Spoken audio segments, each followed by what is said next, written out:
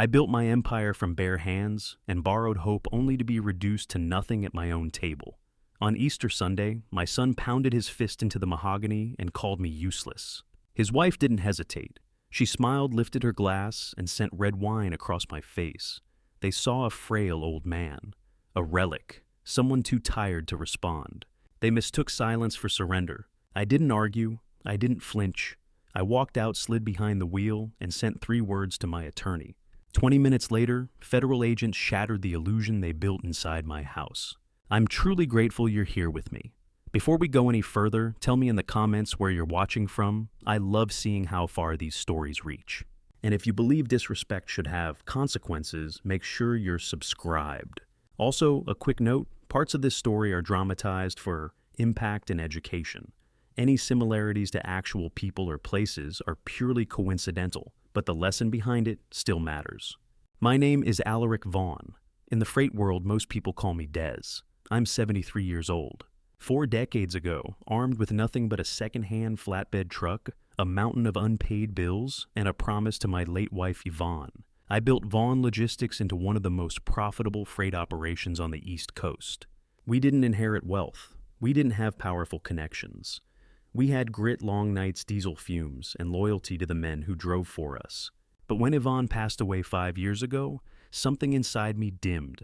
I stepped away from the daily grind and handed control of the company to our only son, Spencer. I believed I was passing the torch to a disciplined, honorable man who respected the legacy his mother and I sacrificed to build. Instead, I handed a kingdom to a boy obsessed with wearing the crown. Spencer is 40 now, but he carries himself like a spoiled teenager chasing approval. He married Delilah, 35, raised in a country club family that wore status like perfume while their finances quietly crumbled. They had fading prestige. My son had real money, and he was desperate for their validation. It was the perfect storm. Delilah and her family treated subtle condescension like a sport, mocking my background, my wardrobe, even the way I held a fork. To them, I was just an aging black man who didn't belong in their polished world. For 8 months I played along. I let my hands tremble. I faked forgetfulness. I slurred my words. I needed them comfortable careless while I watched them siphon millions from my company. It erupted on Easter Sunday at my table, in the mansion I paid for in cash. I reached for my water, let my hand shake violently, and knocked my silver fork onto the stone floor. The fork struck the imported stone floor with a sharp metallic crack that echoed through the vast dining room. Conversation died instantly. The silence was thick, almost ceremonial. Delilah released an exaggerated sigh, rolling her eyes with theatrical irritation. Her mother, Susan, leaned toward Richard and muttered something beneath her breath, shaking her head as if I were an embarrassment on display. Chad smirked, glancing down at his luxury watch, as though my clumsiness had inconvenienced his schedule. Then Spencer slammed his palm against the table so violently the crystal glasses trembled. "You are useless," he barked, his face flushed with anger. "You can't even hold a fork. You're destroying the company. You're destroying my reputation. And now, you're ruining my dinner." I looked at my son, the boy I had worked endless nights for, the child Yvonne loved beyond measure, and I saw no trace of him. In his place stood a stranger wearing my blood, but none of my values. Then Delilah laughed. It was not nervous laughter. It was sharp, deliberate, cruel. She lifted her heavy crystal glass filled with dark red wine, and with casual precision flicked it across the table. The liquid hit my face and chest in one cold splash, stinging my eyes and soaking into my shirt. A soft gasp rippled through the room, but no one moved to stop her. The shirt she ruined wasn't just fabric. It was pale blue linen Yvonne had bought me during our final anniversary by the coast, one of the last tangible pieces of her I still carried. The wine spread across my chest like a bleeding stain. They waited for me to explode, to shout, to crumble like a confused old man. I did none of it. I removed my wire-rimmed glasses slowly. I wiped my face carefully with my napkin. I folded it and placed it beside my plate. I stood pushed in my chair and held Spencer's gaze for one steady second. He looked away first. Without a word, I turned and walked out of the room. The evening air outside was cool and crisp. I reached my old SUV at the edge of the driveway and sat behind the wheel. I wiped the final trace of wine from my chin, feeling the cold dampness against my skin. Then I pulled out my phone and opened a secure thread with my senior corporate attorney, Kendrick. 3 words. "It is time." I pressed send. Moments later, Distant sirens began to rise in the night. I drove 1 block down and parked beneath the shadow of a massive oak tree. I killed the engine, but left the windows down. The scent of jasmine drifted in with the wind. I let the wine soak deeper into the linen. I wanted to feel it to remember exactly why this was happening. I looked into the rearview mirror. My hands were steady. The tremors I had displayed minutes earlier were gone because they had never existed. For 8 months, I had performed the role of a declining patriarch, shaky hands, wandering memory-slurred speech. Arrogant thieves never suspect the man they think is fading. Late last summer, I began reviewing the quarterly financial reports again.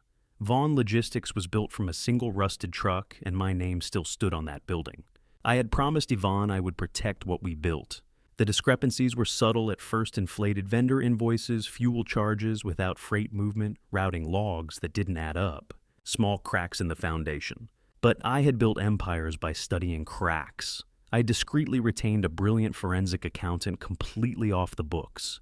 What she uncovered was not minor misconduct. It was a financial massacre. Spencer and Delilah weren't skimming pocket change to sustain their country club image. They were draining Vaughn Logistics at the source. Through layered shell corporations, fabricated vendor accounts, and offshore funnels, they redirected millions in corporate revenue into private trusts and luxury real estate holdings. They had converted my life's work into their personal vault. While they paraded in designer labels and chartered vacations, loyal drivers were being laid off.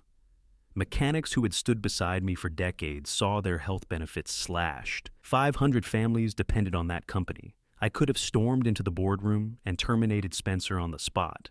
I could have buried it quietly as a family disgrace. But federal fraud isn't a private disagreement. When you siphon millions and falsify financial records, you endanger the entire enterprise. I needed a case so airtight that the government would sever him from the corporation without hesitation. So I continued the performance.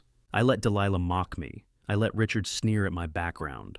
I allowed them to treat me as an aging inconvenience. And while they laughed, I collected everything, every wire transfer, every falsified invoice, every digital breadcrumb. I delivered the complete dossier to my attorney, Kendrick. He carried it straight into the regional office of the FBI.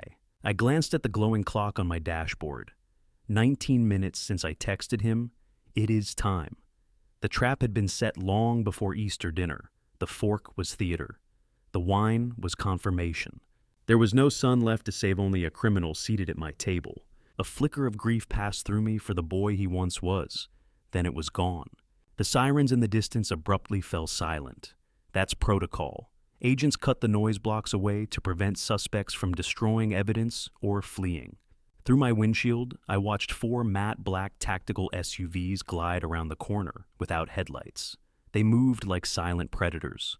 The vehicles swerved into the circular driveway, sealing every exit and boxing in the luxury cars belonging to Delilah's family. Doors flew open before the engines fully stopped. More than a dozen agents stepped into the night tactical vests marked boldly with FBI and IRS. They did not knock. 2 agents advanced with a steel battering ram. The explosive crack of oak and reinforced glass split the air as the mansion doors gave way. Within seconds, chaos consumed the foyer. Commands were shouted. Bodies were ordered to the floor. Delilah's shrill screams pierced the night. Chairs overturned. Crystal shattered across imported stone. And I sat beneath the oak tree, steady and silent, as justice walked through my front door. The elegant Easter dinner had transformed into a federal crime scene in less than 10 minutes. Porch lights flicked on up and down the manicured street. Dogs barked behind white fences. Curtains shifted as neighbors peeked into the flashing red and blue glow washing over my driveway. I remained seated in the dark interior of my SUV, watching everything unfold with perfect stillness. A few minutes later, the shattered front door swung open again. 2 broad-shouldered federal agents emerged, gripping a man between them. Spencer. His tailored suit jacket hung torn at the shoulder. His hands were wrenched behind his back, locked in steel cuffs. He stumbled over splintered wood and broken glass scattered across the porch. The man who had pounded his fist on my table and called me useless now wore pure terror on his face. The self-proclaimed corporate king was sobbing like a frightened boy. He scanned the driveway wildly, taking in the silent rotation of emergency lights, reflecting off badges and tactical vests. Then his eyes found my SUV parked beneath the oak tree. He tried to dig his heels into the driveway. "Dad!" he screamed, his voice cracking as it echoed down the quiet block. "Dad, please tell them to stop. I'm sorry about the wine. I'm sorry Delilah threw it. Tell them it was just a family argument. Tell them it was a misunderstanding. Dad, please." I rolled up my window slowly, sealing out the desperation. He truly believed this was about a stained shirt. He thought I had called local police over a disrespectful dinner. His arrogance blinded him to the truth. The agents forcing him into the transport vehicle were not there for domestic drama. They were there for wire fraud, money laundering, and tax evasion. He had no idea he was staring at 2 decades inside a federal penitentiary. The operation was flawless. I shifted into gear and drove away from the spectacle of flashing lights. But the handcuffs were only the beginning. Tomorrow would bring the real battle. And Delilah would soon learn that humiliating a king comes with consequences that do not fade like spilled wine. The next morning was the calmest Sunday I had known in 5 years. I woke at 5 a.m. as sunlight began to crest over the skyline. Not in the suburban mansion where I had been insulted, but in my private corporate penthouse downtown. I brewed strong black coffee and stood before the floor-to-ceiling windows, watching the city stir awake. My hands were steady. The tremors were gone. The hunched shoulders, the confused pauses finished. I was no fading patriarch. I was Alaric Vaughn, founder and majority shareholder of Vaughn Logistics. And I was reclaiming what was mine. At exactly 8 a.m., my phone vibrated on the glass table. An automated voice from the federal holding facility informed me I had a collect call from an inmate. I accepted, placed it on speaker, and took a measured sip of coffee. Dad, Spencer began. His tone was loud, rushed, laced with entitlement. The tears from the night before had evaporated. Shock had faded, arrogance restored.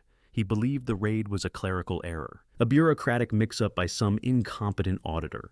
"Listen carefully," he said, addressing me like an assistant. "Call our wealth manager immediately. Liquidate whatever bonds are necessary and wire bail to the courthouse. They're holding me and Delilah in filthy concrete cells. It smells like bleach and sweat.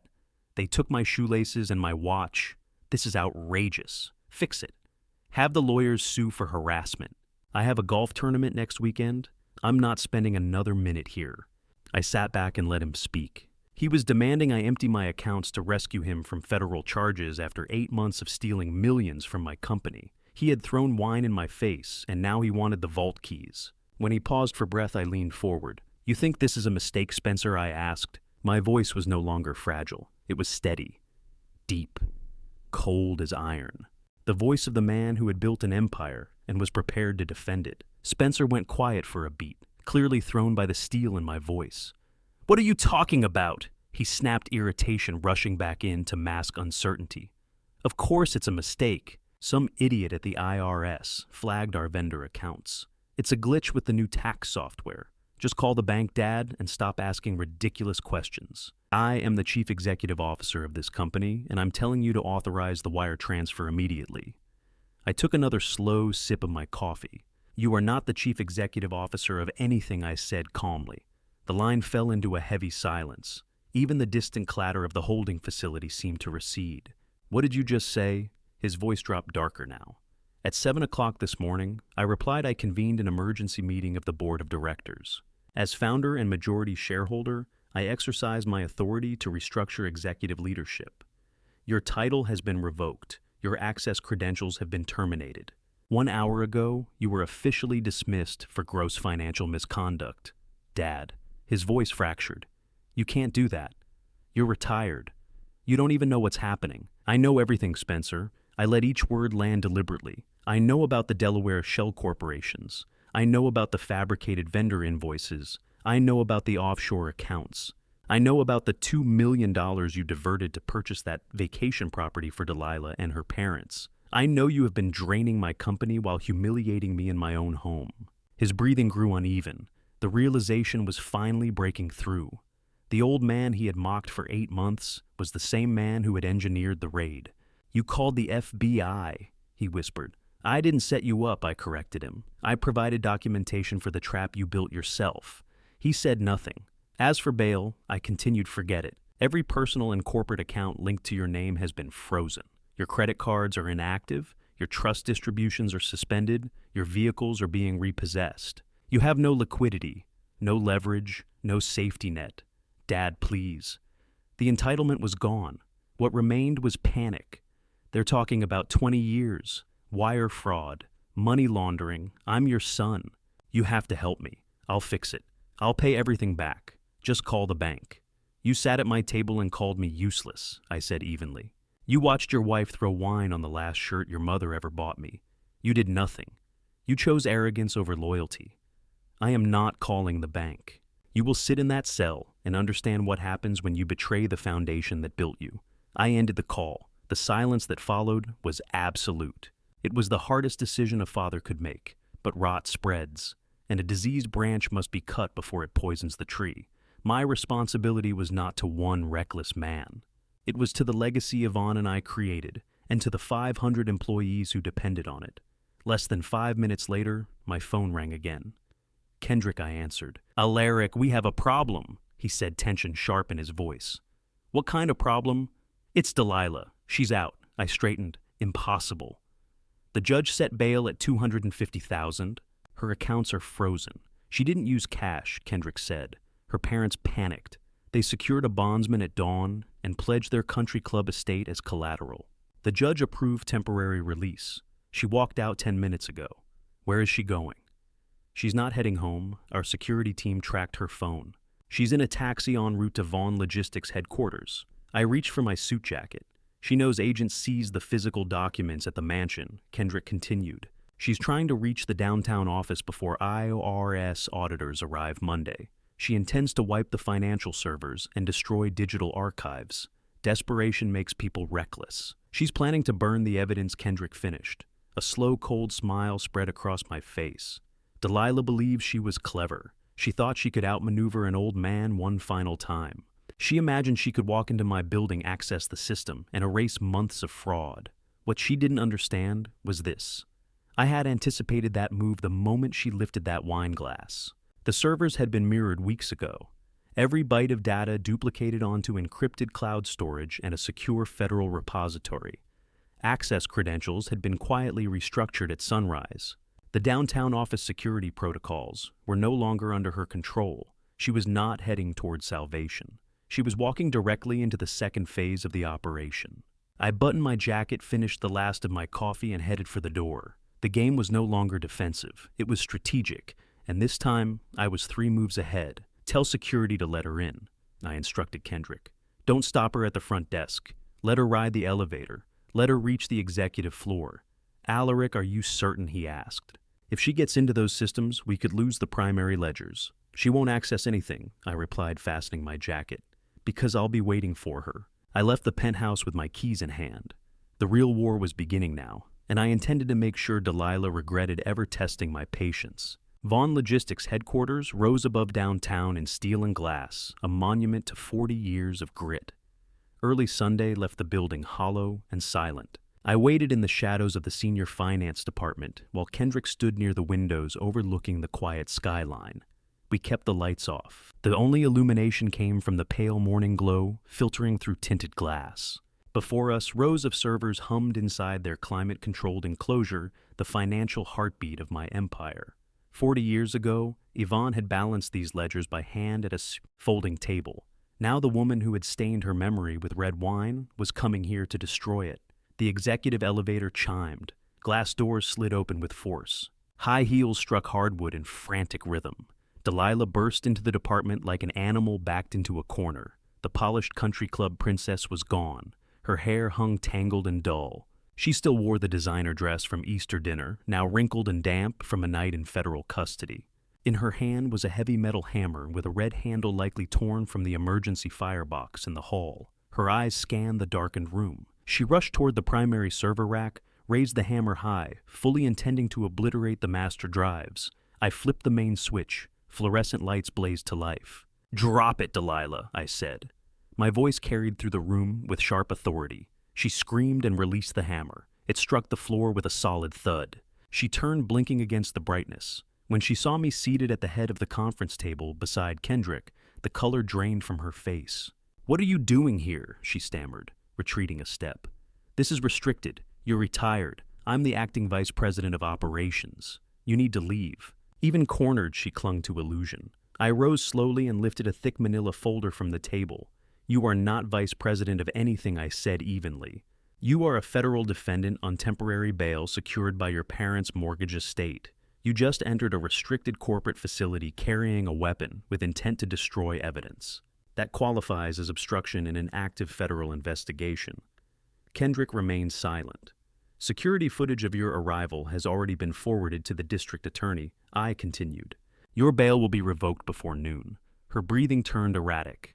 You can't do this, she pleaded. We're family. I'm your daughter-in-law. This was just a mistake. I stepped closer and placed the folder on the glass table with deliberate force. Family does not drain the company that feeds them. I opened the folder revealing printed records. Let's discuss your brother Chad, I said, the brilliant tech entrepreneur who enjoyed mocking my clothes. Her expression froze. Bank transfers, equity shares, silent investment vehicles. Delilah's lips parted, but no sound emerged. She understood. This was never just about her, and I had been several moves ahead from the very beginning. She stared at the document spread across the glass desk, and the color drained from her face.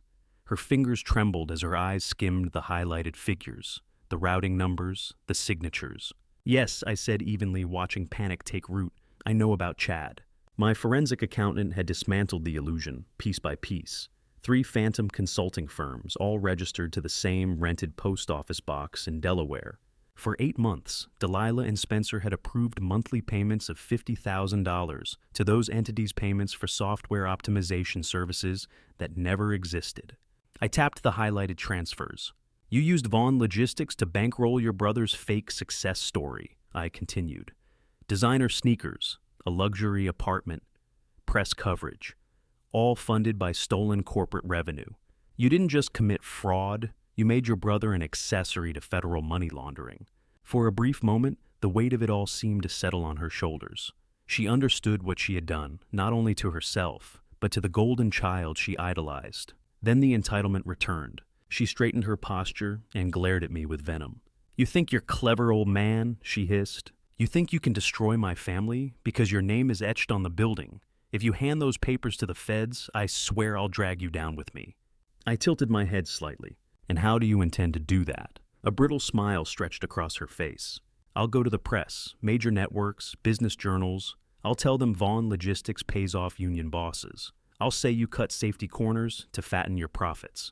I'll tell agents you ordered the offshore accounts. I'll bury your reputation. I looked at her and I laughed. Not a polite chuckle, a full resonant laugh that filled the room.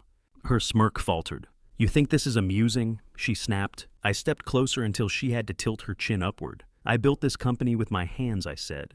40 years ago, I drove freight through blizzards while eating cold sandwiches so my drivers got paid on time. I never missed payroll, never cheated a worker, never bribed a soul. My record is clean because I did the work. I leaned in. My legacy is untouchable. If you tell fairy tales, investigators will compare them to the evidence on this table, and they'll laugh you out of the building. I turned to Kendrick. Call security. Escort her out. Her bail prohibits company property. She lunged for the folder shrieking, but Kendrick moved it out of reach. Within minutes, security had her contained. As she was dragged toward the elevators, she screamed threats and curses, but I had already turned away. Delilah's arrest was only phase 2. That afternoon, I returned to the mansion. The doors were replaced, the glass swept clean. I poured a bourbon and sat in my reclaimed silence. Then the brass knocker pounded violently. I opened the door myself. Chad stood there, designer sneakers, tailored sweatpants, indignation blazing in his eyes.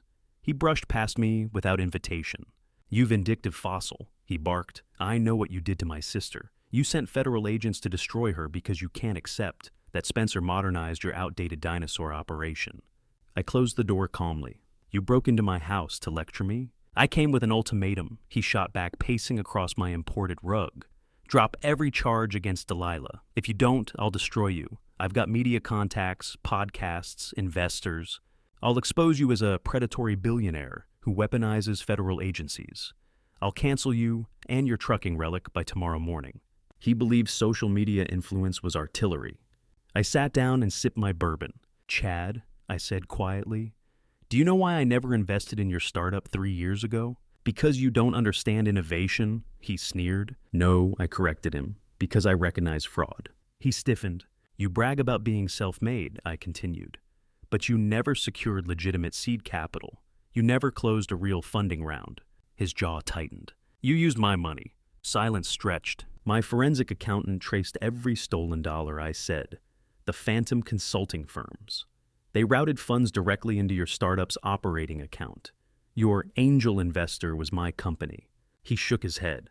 That's insane. No, I replied calmly. It's documented. I retrieved another file from the side table and opened it before him. Wire transfers, timestamps, digital signatures. The same $50,000 payments that funded Delilah's schemes had quietly fueled his tech fantasy. You built your brand on stolen capital, I said. Your lease, your payroll, your press campaigns, all subsidized by embezzlement. His bravado cracked. You can't prove I knew. Intent won't save you from financial forensics. The funds are traceable. The shell companies connect to your equity filings. Your board minutes reflect capital infusions that originated from corporate theft. He swallowed. You threatened to destroy me, I added. But you're standing on a platform built with my resources. He tried to rally. If you move against me, I'll countersue. I'll spin the narrative. Narratives don't survive subpoenas, I said evenly. The room felt smaller now. You have two choices, I continued.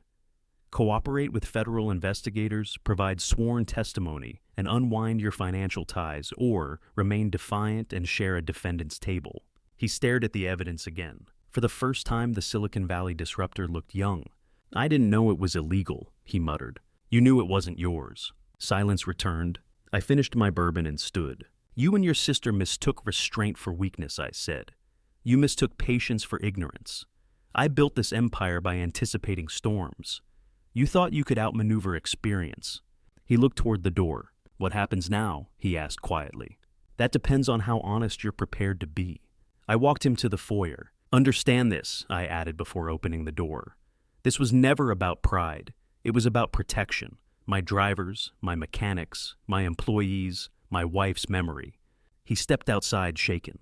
The door closed. The house was silent again. Toxic people don't disappear easily, but when you pull them out by the roots, they stop growing back. And I had just begun. Delilah didn't just embezzle money for dresses and vacations, I said evenly. She routed more than $2 million from Vaughn Logistics through phantom consulting firms in Delaware and funneled it straight into your startup. Your company wasn't built on innovation. It was built on stolen federal funds. You're not a visionary, Chad. You're a beneficiary of money laundering. That's a lie, he shouted, but the confidence in his voice fractured. You can't prove any of that. My venture capital firm just approved a $10 million Series A. I'm backed by the biggest investors in the state. I smiled a measured, deliberate smile that drained the color from his face. You were backed, I corrected him. I pulled out my phone. I didn't dial law enforcement or security. I called Marcus Vance, senior managing partner of the venture capital firm that had just committed to Chad's expansion round. Marcus and I had shared poker tables for 15 years. We served together on multiple corporate boards. He respected numbers, and he respected risk. I placed the phone on speaker between us.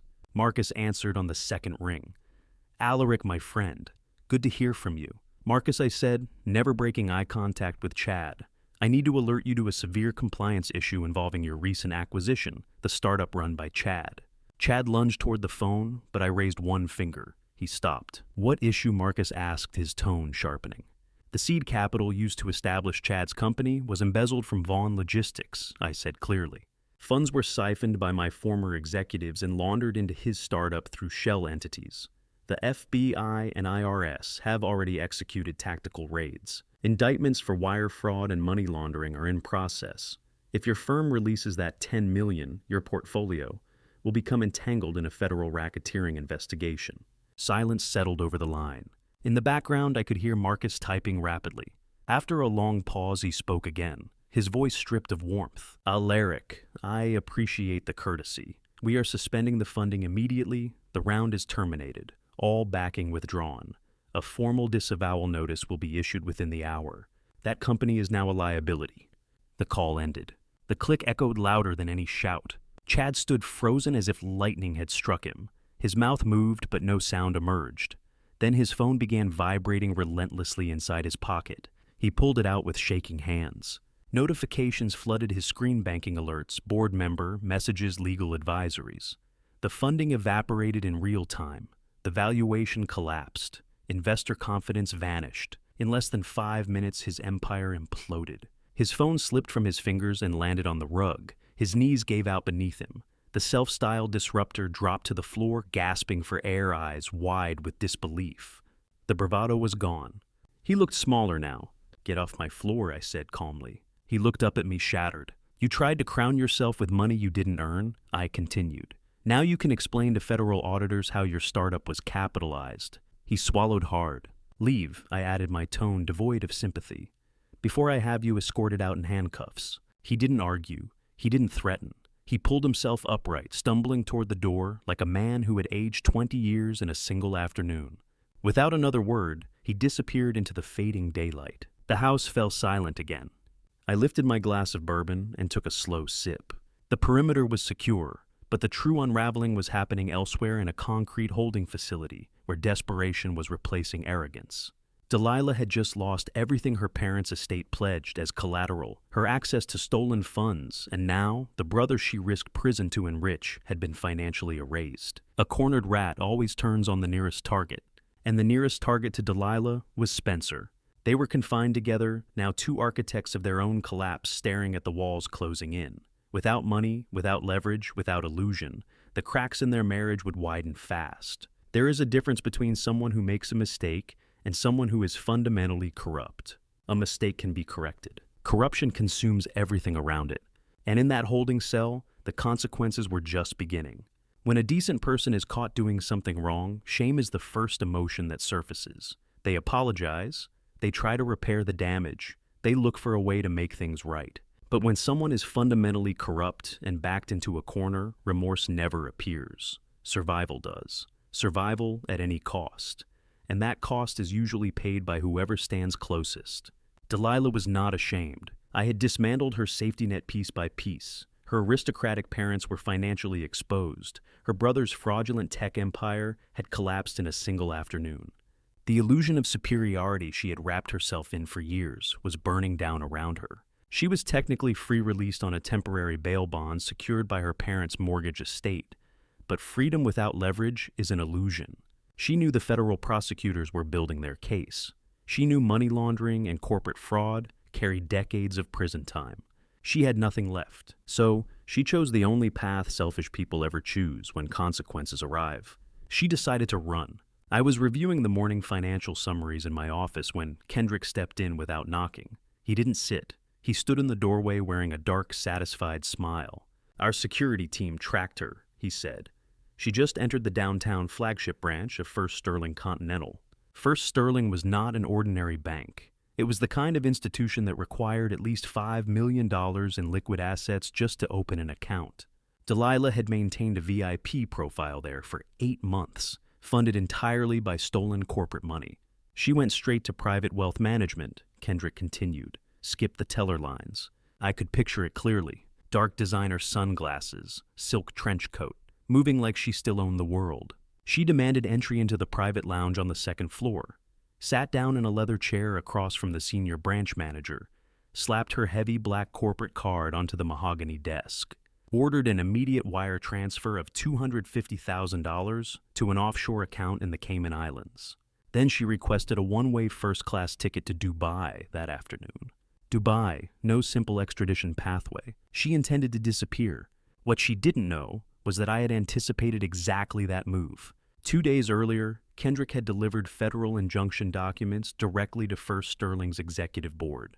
The bank understood that any account connected to Vaughn Logistics was now under active federal scrutiny. I had given very specific instructions on how to handle her if she ever returned. The branch manager picked up the black card and typed the account number into her terminal. The screen flashed red, full freeze. Transaction denied. Delilah's composure cracked instantly. She slammed her palms on the desk and demanded an explanation, raised her voice, asked the manager if she understood who she was dealing with, threatened to close her accounts, threatened careers. The manager did not blink. Instead, she calmly opened her desk drawer and removed a pair of heavy steel shears. Right there in the quiet luxury lounge, she cut the exclusive black card in half. The metallic snap echoed, She placed the severed pieces on the desk and informed Delilah that the account had been seized by the FBI and IRS. All financial instruments tied to the frozen assets were legally confiscated. Then she delivered the final blow. Attempting to initiate a transfer from a federally frozen account while on bail constituted an additional felony violation. Authorities had been notified. She pressed the silent alarm beneath her desk. The blood drained from Delilah's face. In that moment, she was no longer a wealthy client commanding deference. She was a defendant who had just handed prosecutors another charge. Through the glass walls of the lounge, she heard sirens approaching. Panic detonated. She grabbed her designer bag, knocked over the leather chair, and bolted toward the stairwell. High heels clattered down concrete steps. She burst through a service exit and vanished into the downtown crowd minutes before police cruisers sealed the main entrance. She was officially a fugitive. Violating bail conditions meant federal marshals would prioritize her capture before sunset. But a cornered predator doesn't just run. It searches for a shield. An hour later, Kendrick returned carrying a small digital audio recorder. "Spencer received a call 20 minutes ago," he said. "All inmate communications in federal holding are recorded." Kendrick's connections within the district attorney's office had secured a copy. He placed the device on my desk and pressed play. Delilah's voice flooded the room, hysterical, breathless, raw. She had called from a burner phone in an alleyway, not to comfort her husband, not to plan strategy. She called to sacrifice him. Through the recording, I heard her sobbing and shouting. She told Spencer the marshals were coming, that her parents would lose their home, that everything was collapsing. Then came the demand. She ordered him to confess to everything. She instructed him to contact prosecutors and claim sole responsibility for the embezzlement, to state that he masterminded the shell corporations, that he coerced her into signing vendor contracts, that she had no knowledge of stolen funds. She wanted him to burn alone. There was no partnership, no loyalty, no marriage, only self-preservation. The recording captured Spencer's silence, then his disbelief. "You want me to take all of it?" he asked weakly. "You're the CEO," she snapped. "You can survive this. I can't." The line crackled with desperation. She promised to wait for him, promised to stand by him if he saved her first. Even in collapse, she manipulated. I sat back in my chair as the recording ended. There it was, the difference between error and corruption. A mistake admits fault. Corruption calculates survival. And Delilah had just made her final calculation. She was demanding that my son volunteer for a 20-year federal sentence so she could walk away untouched. I listened carefully to Spencer's voice in the recording. It was no longer arrogant. It was fractured, hollow. He asked her how she could even suggest such a thing. He reminded her they were supposed to be partners. He reminded her he had burned every bridge with his own father to finance the lifestyle she insisted on. Her response was ice. The sobbing stopped mid-breath. The vulnerability vanished. What replaced it was something venomous and precise. "If you actually love me," she told him coldly, "you'll take the fall." She called him weak, useless. She said accepting the blame was the only meaningful contribution he had ever made to her life. She warned him that if he did not confess before the end of the day, she would file for divorce immediately and testify against him personally. She promised to make sure he rotted in federal prison while she rebuilt her life with a real man. The line disconnected with a sharp click. Silence filled my office as the recording ended. Kendrick powered down the device without a word. My son had humiliated me at my own table to impress a woman who was now prepared to sacrifice him without hesitation. For the first time in his life, Spencer was staring directly at the truth. He had no money, no power, no father, and now he understood he had no wife. The psychological collapse was complete, but I knew what came next. When pride disintegrates, desperation follows. And desperate men do not fall quietly. They drag whoever they can into the abyss. The real bloodbath was just beginning. I stood inside the observation room at the federal building, the lights dimmed behind me. A thick pane of one-way glass separated me from the sterile interrogation chamber on the other side.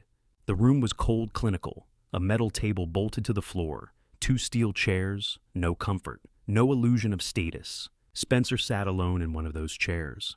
He still wore the same tailored suit from Easter dinner, but it no longer fit the image he once carried. The fabric was wrinkled and stained, the cuffs marked with sweat. He looked exhausted, yet somewhere behind his eyes lingered a stubborn trace of denial.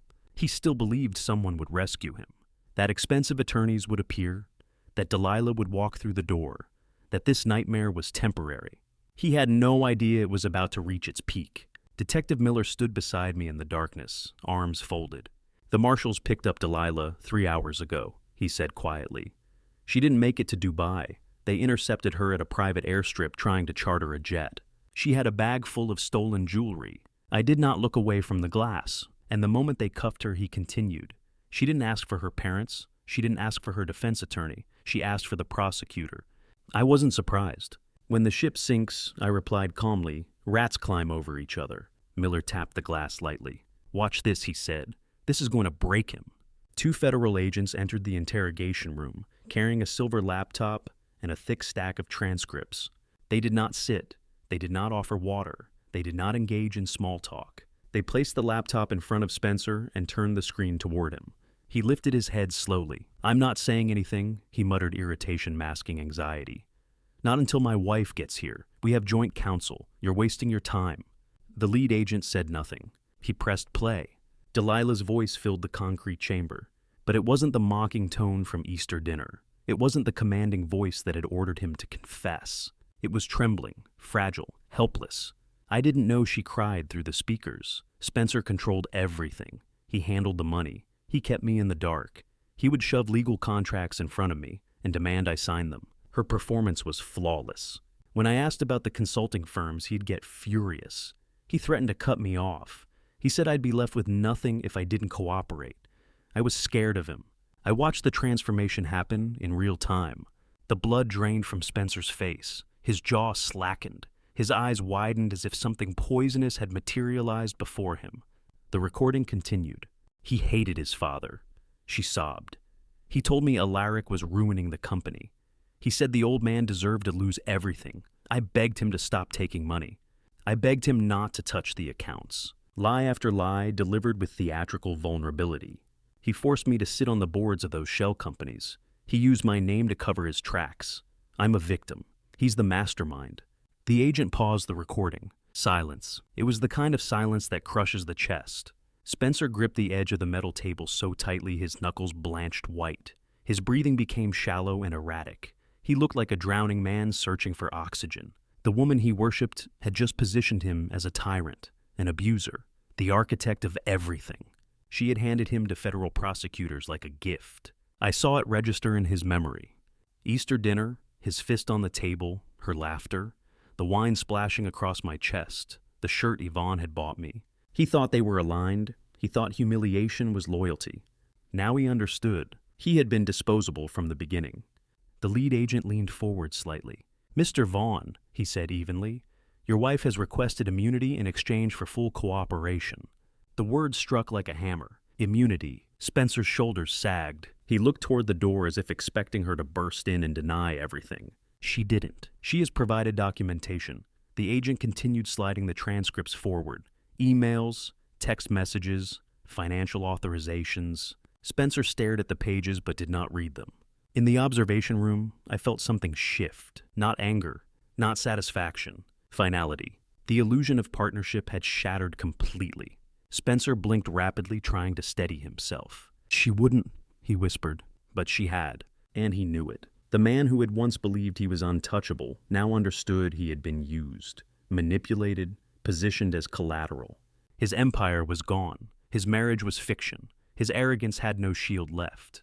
The agent waited. "Do you want to amend your statement?" he asked calmly. Spencer swallowed hard. The war between loyalty and survival was unfolding inside him. And for the first time in his life, he had no one left to blame. Through the glass, I watched him break. Not loudly, not dramatically, but internally. The kind of fracture that cannot be repaired. He remembered everything. The way he dismissed me, the way he laughed, the way he chose her approval over legacy. And now he understood the cost. The team he thought he belonged to had never existed. He had been standing alone the entire time. He had mistaken her cruelty toward me for loyalty to him. But cruelty is never loyalty. Cruelty is a loaded weapon, and the moment Delilah ran out of other targets, she turned the barrel directly toward his head. Spencer's body finally gave in. He lowered his forehead onto the cold metal table and broke. This was not the frustrated anger of a man caught in a scheme. It was not the rage of a businessman exposed. It was something deeper, uglier, and far more final. It was the guttural, shattered sobbing of a man who had just watched his entire illusion collapse. His shoulders shook violently inside his ruined tailored suit. The fabric that once symbolized power now clung to him like a costume stripped of meaning. Each breath tore out of him, as if his lungs were collapsing under the weight of betrayal. He had nothing left. He had burned the bridge to his father in order to build a castle with his wife. Now that wife had locked him in the dungeon and set the castle ablaze.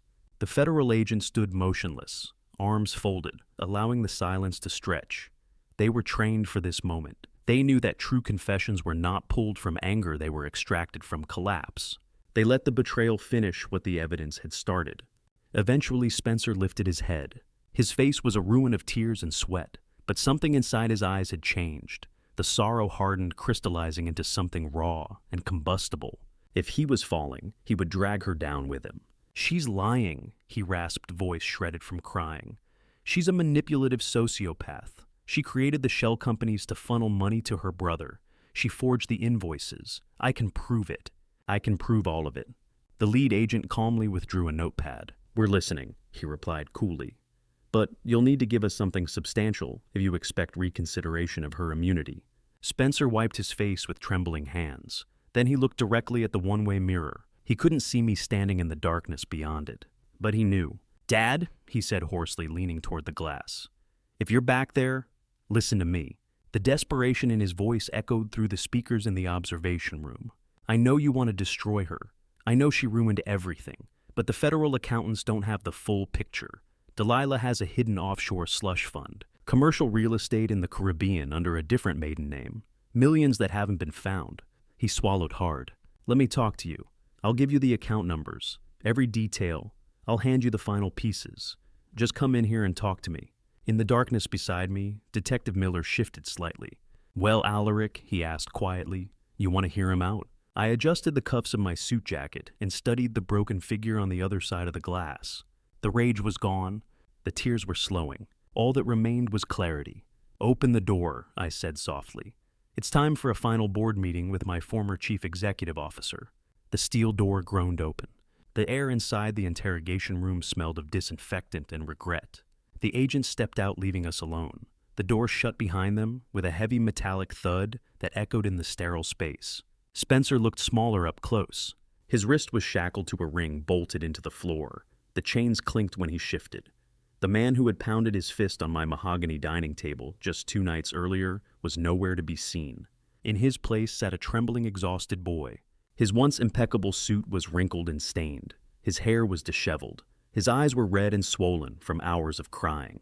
When I pulled the chair back and sat across from him, he immediately began weeping again. "Daddy," choked. "You came. I knew you wouldn't leave me here." The chains rattled as he leaned forward desperately. "You have to believe me. I was manipulated. Delilah isolated me. She made me feel inadequate, like I was always second to you. She convinced me the only way to survive, to modernize the company, was to move money. She told me it was strategy. She told me it was protection." He swallowed hard. "She poisoned my mind. She orchestrated everything. I was trying to hold my marriage together. She brainwashed me." He lifted his shackled hands slightly. "She's the monster. I'm just her victim." I did not move. I did not reach across the table. I did not offer him a father's comfort. I let his excuses linger in the stale air. "You think this is about her?" I asked quietly. My voice held no anger, only steel. "You think I'm sitting in this federal building because of the lies your wife told you?" His breathing hitched. "The offshore accounts," he rushed. "I can give you everything. The account numbers, the property deeds, the real estate in the Caribbean. If I cooperate, you can talk to the prosecutor. You can negotiate. We can destroy her together. We can fix this." I leaned forward, resting my forearms on the cold table. I searched his bloodshot eyes. I searched for accountability, for responsibility, for the honorable man his mother believed he could become. I found none. "You have always been a coward, Spencer," I said calmly. The words landed like a blade. "You've always chosen the easier path. When something required strength, you outsourced it. When conflict appeared, you hid. When consequences came, you looked for someone else to carry them." He flinched visibly. "Dad, please. I'm not finished." Silence fell again. "You sit here blaming Delilah for your crimes, but she didn't force your signature onto fraudulent contracts. She didn't hold your hand when you fired drivers who had worked for me for decades. She didn't make you siphon pensions to fund vacations. His breathing grew uneven. And she did not force you to sit at my table and call me useless. The shame hit him visibly. His face twisted as if he might be sick. That whine she threw at me, I continued. It didn't hurt. It ruined a shirt your mother bought for me, yes. But that wasn't the wound. I leaned closer.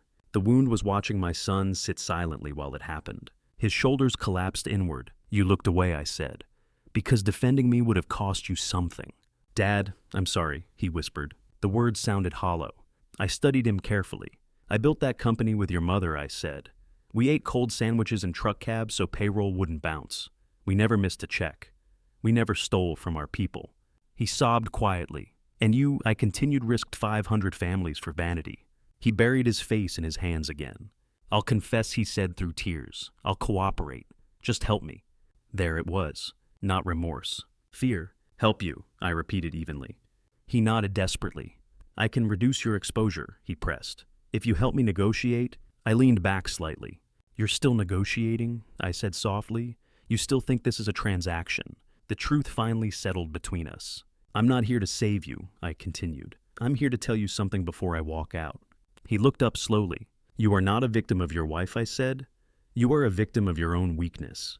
The room felt smaller. You chose arrogance over humility, image over integrity, approval over legacy. His tears slowed. You betrayed your own foundation. Silence. You want mercy? I asked quietly. He nodded faintly. Mercy would have been standing up at that dinner table. The words lingered. You will cooperate with the federal agents, I said, calmly. Not for me, not for revenge, but because it's the first honest thing you'll have done in months. His breathing steadied slightly. As for your sentence, I added, you will face what you earned. He looked shattered. And I said, rising from the chair will protect what remains. The chains clinked as he shifted. Dad, he whispered again. But there was nothing left to say. I walked to the steel door and knocked once. It opened immediately. As I stepped out into the corridor, I did not look back. The board meeting was over, and for the first time in 40 years, I understood something with perfect clarity. An empire can survive fraud. It can survive scandal, but it cannot survive cowardice at its core. I am so sorry. The apology fell from Spencer's mouth like something already broken beyond repair. I rose slowly from the steel chair. Its legs scraped harshly across the concrete floor, the metallic shriek ricocheting off the walls of the interrogation room. The sound lingered raw and unforgiving. You offered me offshore account numbers to purchase my mercy, I said, looking down at his trembling shoulders. His expensive suit hung loosely now, wrinkled and stained from the holding cell. The federal agents are standing just outside that door with a pen and a legal pad. You are going to give them every routing number, every shell company, every hidden transfer connected to Delilah's stolen millions. He nodded frantically, tears streaking down his face. Cooperating with the government, I continued evenly, is the only leverage you have left in this world. I paused deliberately. But do not ever mistake your cooperation for my forgiveness. His breath caught. I turned my back and began walking toward the heavy steel door. Dad, wait! Spencer screamed, jerking violently against the chain secured to his wrist. The metal clanged sharply against the bolted table. Where are you going? You can't just leave me here. You have to help me get out. I stopped but did not immediately face him. I let the silence press down on his panic. Then I turned and looked at him one final time. I memorized the image, the swollen eyes, the broken posture, the desperation replacing arrogance. I wanted the truth burned into memory so sentiment would never rewrite it later. I did not come here to save you, Spencer, I said quietly, each word landing with chilling finality. I came here to watch you pay the price. I knocked twice. The agents opened the door instantly. I stepped into the corridor without looking back. His sobs echoed faintly as the steel door sealed shut behind me.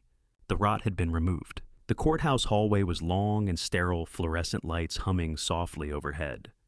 My footsteps were measured and steady as I walked toward the exit. For the first time in months, I felt something resembling balance, not revenge, order. The infection had been cut out. Outside, warm afternoon sunlight flooded the courthouse steps. Kendrick leaned casually against my black SUV secure phone, pressed to his ear. When he saw me, he ended the call and slipped the device into his jacket pocket. A sharp, calculating smile curved across his face. How did the board meeting go? He asked, extending a thick manila folder toward me. He's cooperating fully, I replied, taking the folder and sliding into the back seat. He'll hand over every offshore account Delilah tried to conceal. He believes it will save him. It won't. Even with cooperation, he's looking at a decade behind bars. Kendrick climbed in beside me. "What do you have?" I asked. He chuckled darkly. "Delilah's parents are unraveling," he said. "Richard and Susan put their country club estate up as collateral for her bail. After her attempted escape on that private jet, the judge revoked bail permanently. The bondsman is seizing their property." "Bankrupt?" I asked calmly. "Completely, and desperate." I opened the folder resting on my lap. Inside were printed screenshots from a luxury real estate listing. "My house. They're trying to sell it," I said, staring at glossy photographs of my living room and custom kitchen, the same room where wine had been thrown in my face. "Exactly," Kendrick replied, eyes gleaming. "They contacted a luxury broker early this morning. They are trying to liquidate the mansion quickly to pay off the bail bondsman and secure high-end defense counsel for their daughter." I flipped through the listing details. "Richard is telling brokers the property belongs to Spencer," Kendrick continued, claiming he has family authority to sell. I closed the folder with a deliberate snap. "They don't understand trusts," I murmured. "They think they're walking away with millions in clean cash," Kendrick said. "They're hosting an open house and estate liquidation tomorrow afternoon." I leaned back against the leather seat, feeling the familiar chill of strategy settle in my bloodstream. "Tell the driver to proceed," I said. It's time Richard received a real estate education. The sun hung bright over the upscale neighborhood as our vehicle turned onto the familiar street. Luxury cars lined the curb. Red signs were planted across my manicured lawn: exclusive estate sale, open house. Richard and Susan were hosting a fire sale. They had lost their own mansion. Now they believed mine was their salvation. They were inside pricing furniture, accepting offers, liquidating property they had no legal claim to. I stepped out of the SUV and buttoned my bespoke jacket. Kendrick followed, briefcase in hand. We walked up the driveway past wealthy bargain hunters carrying crystal lamps and imported rugs. I felt anger simmer in my chest, but my face remained composed, controlled. The front doors were wide open. Inside, the scene was grotesque. Susan stood near the staircase, clipboard in hand, bargaining over a vintage chandelier. Richard strutted across the living room, holding a glass of sparkling water, boasting about ceiling height and hardwood finishes, as though he had built the house himself. I walked directly behind him. The broker and potential buyers noticed my posture first. Conversation faltered. Richard turned slowly, irritation visible. The smile vanished from his face. "What are you doing here, Alaric?" he hissed. "This is a private estate sale. You have no right to be here. Leave before I call security." I regarded him with calm, almost clinical pity. "You are selling my house, Richard," I said evenly. He laughed, puffing out his chest. "This is not your house," he sneered. "It belongs to my son-in-law and my daughter. And since they are currently fighting ridiculous false charges, you fabricated I have family authority to liquidate their assets. We've already accepted a $4 million cash offer." He stepped closer, confident. "You're powerless here." I did not argue. Instead, I turned to the real estate broker. "Are you the listing agent?" I asked. "Yes, sir," the broker replied nervously. "Mr. Richard signed the exclusive agreement this morning." I glanced back at Richard. He was smiling, smugly convinced he had legally secured a fortune. "Kendrick," I said softly, "please clarify the situation." My attorney stepped forward, placing his briefcase on a marble table and opening it with a precise metallic click. He withdrew certified documents stamped with the county seal. "Mr. Richard Kendrick began, voice cold, and measured you, stated before multiple witnesses that this property belongs to Spencer and Delilah, that you possess authority to sell." Richard folded his arms, attempting composure, though sweat glistened at his temple. "I'm afraid," Kendrick continued, lifting the deed for all to see, "you have made a catastrophic legal error." Silence filled the room. "This estate," Kendrick said, "clearly was purchased in cash 7 years ago by Alaric Vaughn. Immediately upon acquisition, it was transferred into the Yvonne Vaughn Irrevocable Living Trust." Susan's clipboard slipped from her hands, clattering to the floor. "Mr. Vaughn," Kendrick continued, "is the sole trustee and legal owner. Spencer was merely a conditional tenant. His name appears nowhere on the deed. Delilah has zero claim." The broker's face drained of color. "You signed a brokerage agreement claiming ownership rights you do not possess," Kendrick added. "That constitutes attempted wire fraud and real estate fraud." The crowd began to shift uneasily. By attempting to execute a $4 million transaction across banking lines without legal title, Kendrick continued calmly, "You have exposed yourself to federal charges. The broker snatched the deed, scanning it with horror. "You lied to me," he whispered to Richard. "It is a federal felony," Kendrick clarified. People began setting furniture down. The room emptied quickly. The broker tore up his marketing materials. "I'm voiding this contract," he snapped, storming out. Richard stood frozen, the illusion collapsing around him. "Get out of my house," I said quietly. Susan fell to her knees, pleading. "You laughed when wine was thrown in my face," I reminded her. "You believed silence meant weakness." They left in humiliation, walking down the driveway past former friends who now avoided eye contact. The open house was over. The illusion was gone. An order had been restored. "What are you talking about?" Richard demanded, his voice cracking, despite his attempt to sound authoritative. Kendrick did not flinch. He lifted the first certified document and held it where the real estate broker could see it clearly. "This property," Kendrick announced, his tone projecting across the entire living room, "was never purchased by Spencer Vaughn." A ripple of confusion moved through the room. "It was acquired in cash 7 years ago by Alaric Vaughn." He continued, enunciating each word carefully, and immediately transferred into the Yvonne Vaughn Irrevocable Living Trust. Susan's clipboard slipped from her fingers and struck the marble floor with a sharp, hollow crack.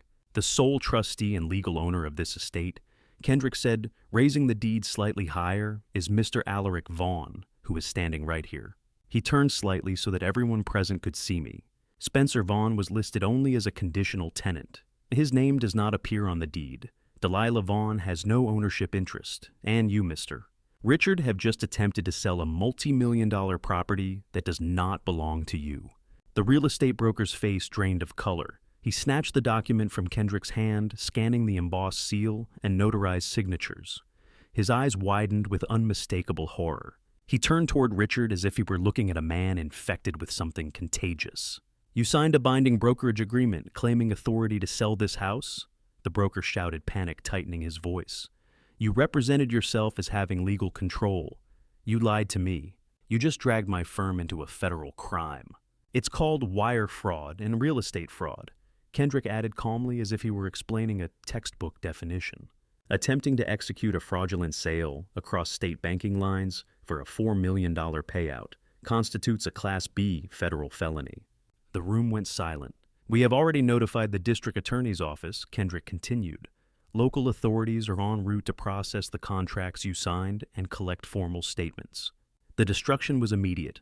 The wealthy neighbors who had been admiring chandeliers and antique sideboards suddenly set them down as though they had turned radioactive. The murmur of conversation dissolved into whispers of fear. Within seconds, the open house transformed into something else entirely, a potential crime scene. Guests rushed toward the front doors, desperate to distance themselves from what now smelled like scandal. Shoes scraped hurriedly across the hardwood floors. Expensive handbags were clutched tightly. The illusion of exclusivity evaporated. The broker threw his glossy brochures onto the floor. "I am voiding this contract immediately," he barked, pointing a trembling finger at Richard. "You are a fraud. My legal team will be in contact." He stormed out without another word. Richard stood frozen in the center of the living room, chest rising and falling rapidly.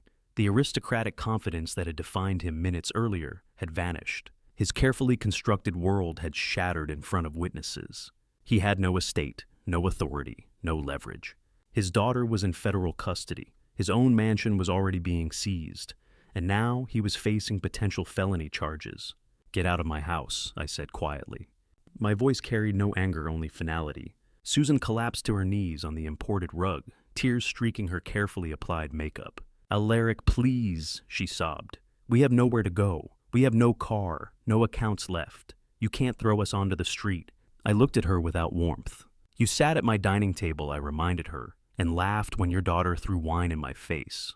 She lowered her head. "You mistook my silence for weakness. You believed you could erase me. You believed you could take my legacy." I stepped closer. "You have 2 minutes to leave this property before my private security escorts you out." Richard did not argue. The fight was gone. They stood slowly, dignity in ruins, and walked toward the door empty-handed. Outside, former friends pretended not to see them. Their humiliation was complete. When the doors closed behind them, the house fell silent. I stood alone in the living room, feeling order return. But I knew something else remained. Delilah had lived under this roof for 3 years. People like her never leave without burying something. I turned to Kendrick. "Call the demolition crew. Monday morning, the house echoed with the sound of destruction. I stood in the hallway outside the master suite as workers began dismantling it piece by piece. I had instructed the foreman to strip everything down to the studs. The walk-in closets, the imported French hardwood floors, the custom cabinetry. Nothing was to remain. The crash of sledgehammers against drywall reverberated through the ceilings. Crowbars pried up expensive planks. Dust floated in shafts of sunlight like ash from a funeral pyre. The noise did not bother me. It was cleansing. It sounded like surgery, like infected tissue being removed from a once healthy body. Later that morning, as I sat in the kitchen drinking black coffee, the foreman approached me. He wiped drywall dust from his forehead, hesitation written across his face. "Sir," he said slowly, "we found something." He did not elaborate. He didn't need to. I followed him upstairs. The master suite was unrecognizable, stripped raw, exposed. Splintered boards and torn insulation littered the floor. The foreman led me to the far corner of Delilah's walk-in closet. Several oak floorboards had been removed, revealing a dark cavity between the floor joists. Inside that hollow space sat a heavy reinforced steel biometric safe. It rested there quietly, hidden beneath imported hardwood beneath my own roof. I looked down at it and smiled. Spencer had never mentioned this. If he had known, he would have offered it to federal agents immediately to bargain for mercy. This was Delilah's secret. Toxic people never fully trust anyone, not even the weak spouse they manipulate. They build escape routes. They construct hidden lifeboats. They siphon and stash and plan for collapse. She had been diverting money quietly, storing it beneath the very floor she walked on. I pulled out my phone and called my security chief. "Bring an industrial drill and an angle grinder," I instructed. "We're opening it now." Preserving the lock was irrelevant. 20 minutes later, the hallway filled with sparks as the grinder bit into reinforced steel. The noise was deafening, metallic shrieks bouncing off exposed beams. Finally, with a heavy snap, the internal hinges gave way. The safe door creaked open. Inside were sealed envelopes of bearer bonds, stacks of foreign currency jewelry pieces wrapped in velvet cloth, and a leather folder containing property deeds under a maiden alias. At the bottom lay several encrypted external hard drives. Delilah's contingency plan, her private war chest, her silent exit strategy. I stared at the contents without surprise. "Kendrick," I said calmly, "notify the federal task force. They'll want to inventory this." Within the hour, agents were photographing and cataloging every item. The last secret had surfaced. As the safe was removed and the floor cavity left empty, I stood in the gutted master suite. Sunlight poured through bare framing where drywall once stood. The room no longer smelled of perfume or cologne, only fresh wood and dust. The house was clean again, not just legally, physically, spiritually. And for the first time since that Easter dinner, I felt something deeper than satisfaction. I felt finality. Sparks scattered across the dust-filled closet as the grinder finally cut through the reinforced steel. The sound was violent, metallic final. When the heavy door was pried open and fell back on its hinges, the full scale of Delilah's greed revealed itself without shame. The safe was packed to capacity. Neat, dense stacks of $100 bills filled the interior wall. To wall, each bundle cinched tight with thick rubber bands. It was not pocket change. It was not emergency savings. It was easily several $100,000 in untraceable cash. Beside the money sat sleek black velvet jewelry cases, arranged carefully as if curated for display. I opened them one by one. Diamond necklaces heavy enough to anchor a conscience. Platinum tennis bracelets thick with brilliance. Solid gold watches, expensive liquid, easily transferable assets. These were not heirlooms passed down through generations. They were not sentimental gifts. They were portable wealth purchased deliberately with stolen corporate funds. It was textbook laundering strategy. Convert traceable money into tangible luxury. Store it quietly, sell it fast, smuggle it if necessary. She had prepared an exit plan with clinical precision. She just never expected the old man she mocked to rip up the floorboards. A lesser man might have quietly pocketed the cash. A lesser man might have justified reclaiming losses inflicted on his company. But I am not a lesser man. I did not build Vaughn Logistics by hiding money in shadows or cutting dark corners. I built it in daylight through sweat discipline and transparent work. I took out my phone and dialed the direct line of the lead IRS investigator assigned to the case. My demolition crew just uncovered a significant cache of concealed assets I told him evenly. Cash, jewelry, hard drives. There was silence on the other end, then controlled urgency. Within 30 minutes, 2 black government vehicles rolled into my driveway. Federal agents stepped out carrying evidence bags and digital cameras. They moved through my home with professional precision, climbing the staircase into the gutted master suite. I stood in the doorway while they cataloged every stack of cash and every piece of jewelry. The lead agent shook his head slowly. This changes everything he said. Delilah was already facing decades for wire fraud and corporate embezzlement, but concealing hundreds of thousands of dollars in a biometric floor safe elevated the charges significantly. Felony concealment of assets, tax evasion, obstruction of an active federal investigation. This was not just greed, this was intent. They sealed the money in evidence bags and carried her hidden escape fund out the front door. She had buried her future beneath my floors. Now it sat in a federal evidence locker. News travels quickly among desperate people. Her high-priced defense attorney received notification. That same afternoon, the concealed assets had been seized and added to the indictment. When Delilah heard, she unraveled. She was no longer in a luxury home. She was sitting in a cheap roadside motel, bankrupt, isolated, cornered. Her parents were homeless. Her brother's startup was dead. Her husband was in federal custody, actively cooperating. And now her final lifeline, her emergency cash, her diamonds, her gold was gone. She could not pay her lawyers. She could not flee. She could not negotiate from strength. She was backed into a concrete corner. But toxic entitlement rarely surrenders quietly. When narcissists lose money power, and allies they reach for the cheapest weapon available, public sympathy. Delilah understood she could not win in a federal courtroom. The financial trail was airtight. The evidence was physical and undeniable. So she pivoted. If she could not win legally, she would attempt to win emotionally. She picked up her smartphone and opened her social media accounts. In the dim light of that motel room, she staged herself carefully. She mussed her blonde hair. She smeared mascara under her eyes. She positioned the camera to capture vulnerability, not guilt. Then she pressed record. She began constructing the most manipulative narrative of her life. She would not be a criminal. She would be a victim. She was preparing to tell the internet she was an innocent white woman being financially hunted and emotionally abused by her powerful, vindictive black father-in-law. She was about to ignite a digital firestorm, hoping outrage would burn me instead of her. She intended to weaponize perception. I have lived 73 years. I have seen war and business betrayal in family and desperation in men who thought they were untouchable. But there is a specific poison that circulates through modern society. It is the weaponization of victimhood. When facts collapse, some people pivot to narrative. When evidence suffocates, they reach for emotion. When guilt is undeniable, they seek sympathy. Delilah realized the safe was gone. Her legal avenues were exhausted. Her leverage had evaporated, so she chose performance. What she did not understand, what she never understood, is that I built my empire not only on freight routes and contracts, but on preparation. She thought she could create a storm. She had no idea I controlled the forecast. She had exhausted every resource in the physical world, money-seized accounts, frozen allies bankrupt. So she did what desperate people do when reality collapses. She fled to the digital arena. From a dim, low-budget motel room, she propped her smartphone on a stack of paperback books and pressed record.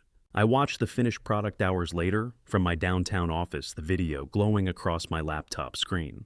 I will give her this, she was a remarkable performer. She wore a plain gray sweater carefully chosen to suggest humility. Her blonde hair was slightly disheveled, but not chaotic, artfully undone.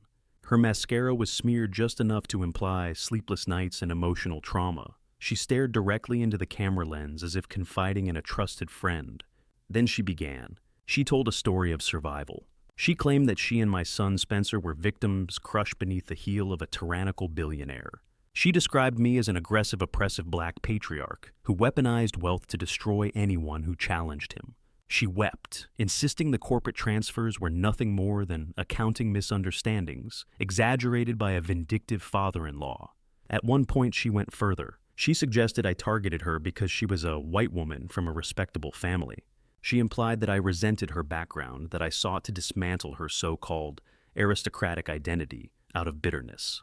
It was calculated. It was strategic.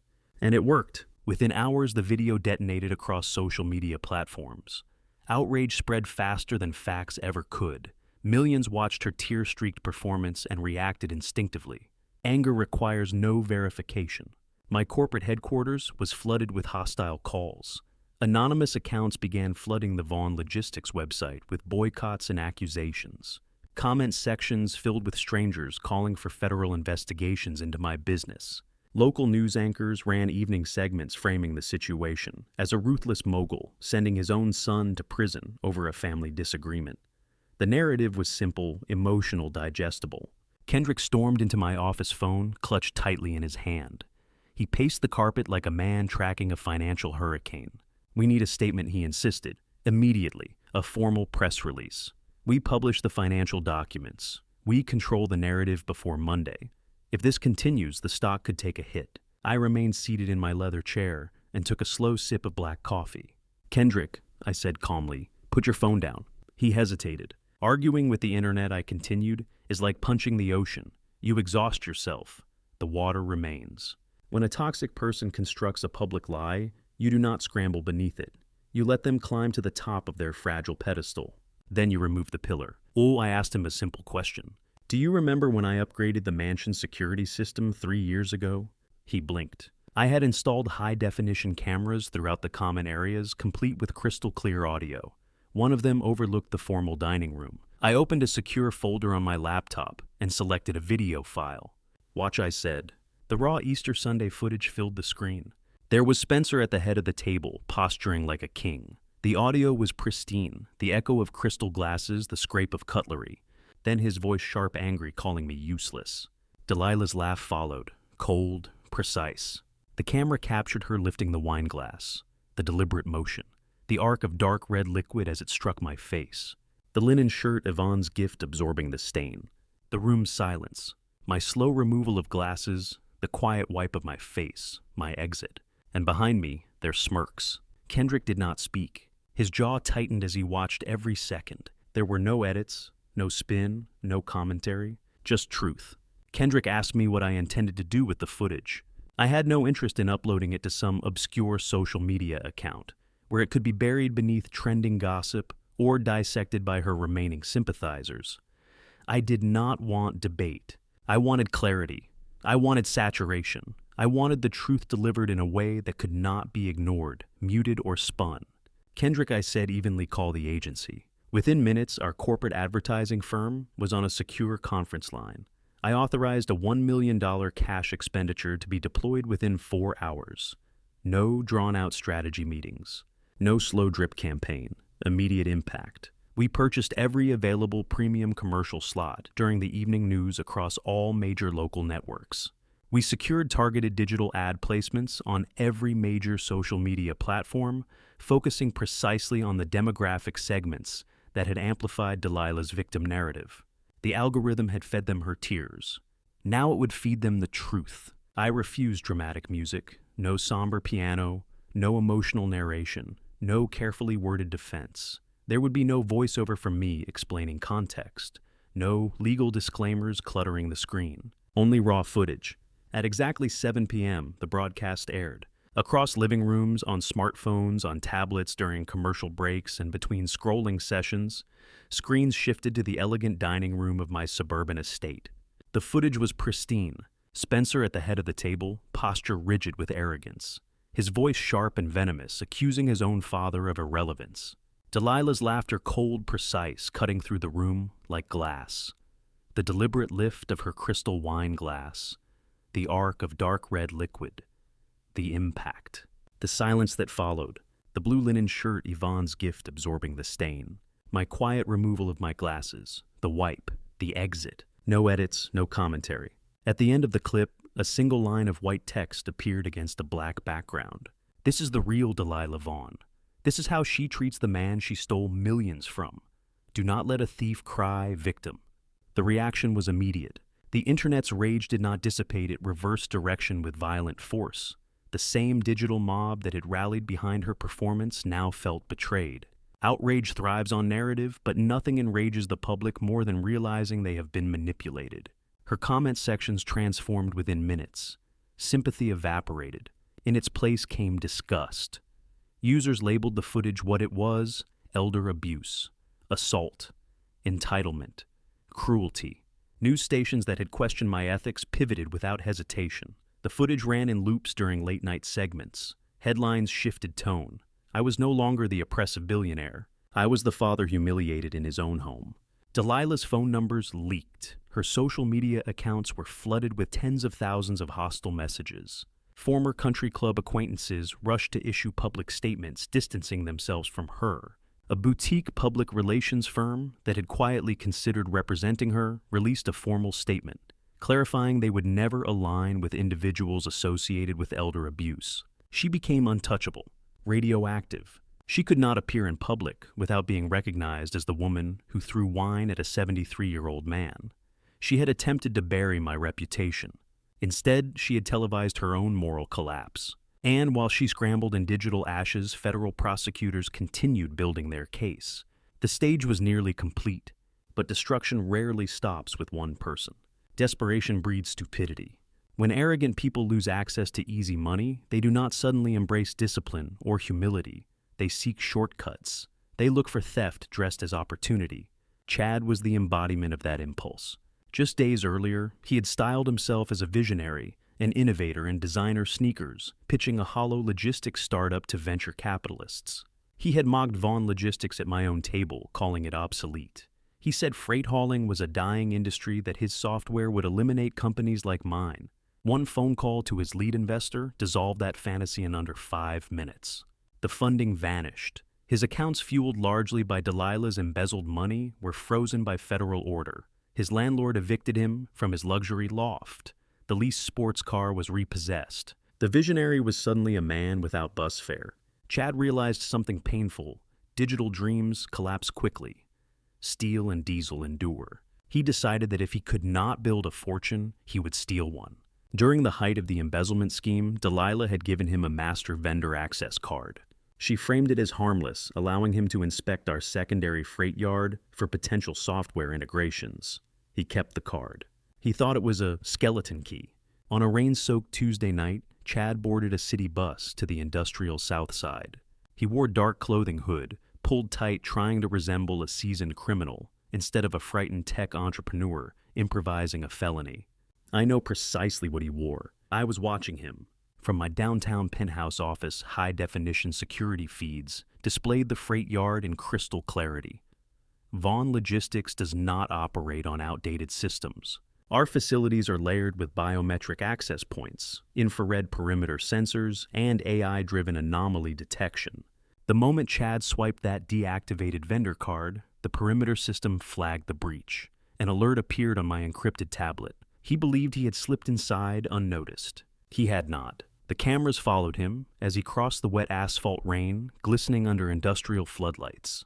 He bypassed older rigs and headed straight for one of our newest Peterbilt units attached to a fully loaded trailer of high-value consumer electronics.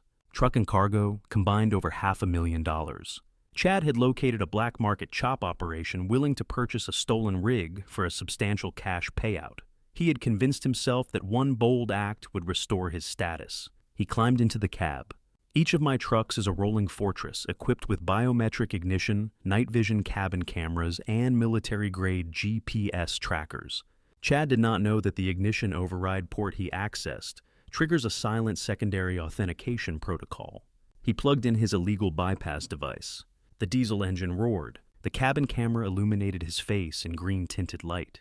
He grinned wide, triumphant, foolish. In his mind, he had beaten the dinosaur. I did not call the police. Not yet. I watched him guide the truck toward the yard's exit gate. The system allowed the gate to open. Chad thought fortune favored him. What he failed to understand was that sometimes the door opens not because you succeeded, but because you are being led exactly where you need to go. I did not activate the blaring alarm system at the freight yard. There was no need. I wanted Chad to leave the property undisturbed. I wanted him to feel the intoxicating surge of triumph that only a successful theft can provide. But more importantly, I wanted him on the highway. Stealing a commercial truck within city limits is a serious felony. But transporting a stolen commercial vehicle loaded with corporate cargo across a state line transforms the crime into a federal offense under the Interstate Commerce Act. That distinction invites federal marshals, escalates sentencing guidelines, and guarantees a mandatory minimum term inside a federal penitentiary. I was not interested in a local charge. I wanted weight. I wanted permanence. From the comfort of my leather armchair in my penthouse office, I tracked the blinking red dot on my encrypted map interface. Chad merged onto the interstate lane, slicking the asphalt beneath him. He accelerated confidently, pushing $500,000 worth of steel and electronics toward the border. Inside the cabin, he turned up the radio. I watched through the interior camera as he bobbed his head to the music, grinning at his reflection in the windshield. He believed he had just outsmarted me. For 2 full hours, I let him drive. I let him put distance between himself and the city. I wanted isolation. I wanted the illusion of escape to root itself deeply in his mind. When the red dot approached the state line, I picked up my phone and contacted the Federal Highway Patrol. I identified myself calmly. I provided the exact GPS coordinates, vehicle description, speed, and route trajectory. I instructed them to position units precisely 1 mile beyond the border marker. The live feed remained steady. The truck rumbled past the large reflective green sign, welcoming drivers into the neighboring state. The moment the trailer's rear axles crossed the painted line, the crime became federal. The trap was complete. I tapped a single red icon on my tablet. Inside the cab, the remote satellite kill switch engaged instantly. The diesel engine cut without warning. Fuel lines sealed. Dashboard lights blinked and went black. The onboard safety system deployed smoothly, guiding the 18-wheeler toward the gravel shoulder in a controlled stop. From the interior camera, I saw Chad's face transform. The music died. The steering wheel stiffened. He twisted the ignition, repeatedly, panic rising in visible waves. Nothing. He struck the wheel with his palm, shouting in disbelief. His eyes darted around the cabin. As the reality settled over him, he was stranded on a dark federal interstate, inside a stolen commercial vehicle. Then came the lights. Red and blue strobes erupted in the side mirrors, flooding the cab in violent flashes. Federal Highway Patrol cruisers boxed in the truck from every angle. Tactical vehicles sealed the shoulder. A bullhorn cracked through the rain. Driver, throw the keys out the window and exit the vehicle with your hands visible. Chad began to cry. The same pathetic collapse his sister had displayed when the steel cuffs met her wrists. He opened the door and descended the metal steps unsteadily. His knees hit wet asphalt. Hands trembled skyward. Officers swarmed forward, forcing him flat against the ground and securing his wrists behind his back with deliberate efficiency. I watched the entire operation from my penthouse suite. Flawless. Chad had styled himself as a disruptor, a visionary. In truth, he was merely another arrogant thief stepping directly into a digital cage I had constructed long before he imagined the theft. Now the illusion of that family's superiority was ash. The sister faced decades for embezzlement and concealment of assets. The parents were bankrupt, publicly disgraced, and awaiting their own legal consequences.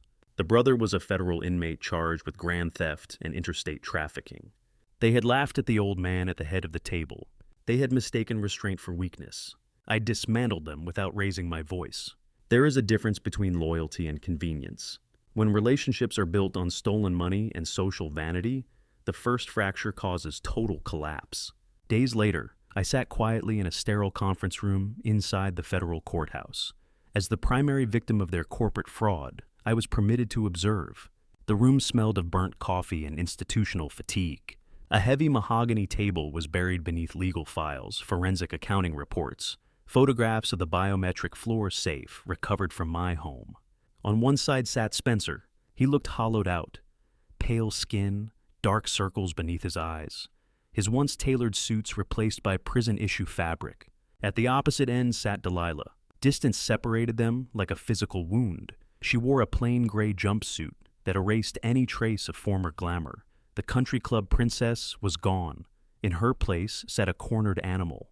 At the head of the table stood the senior federal prosecutor, a man who had spent 2 decades dismantling corrupt executives.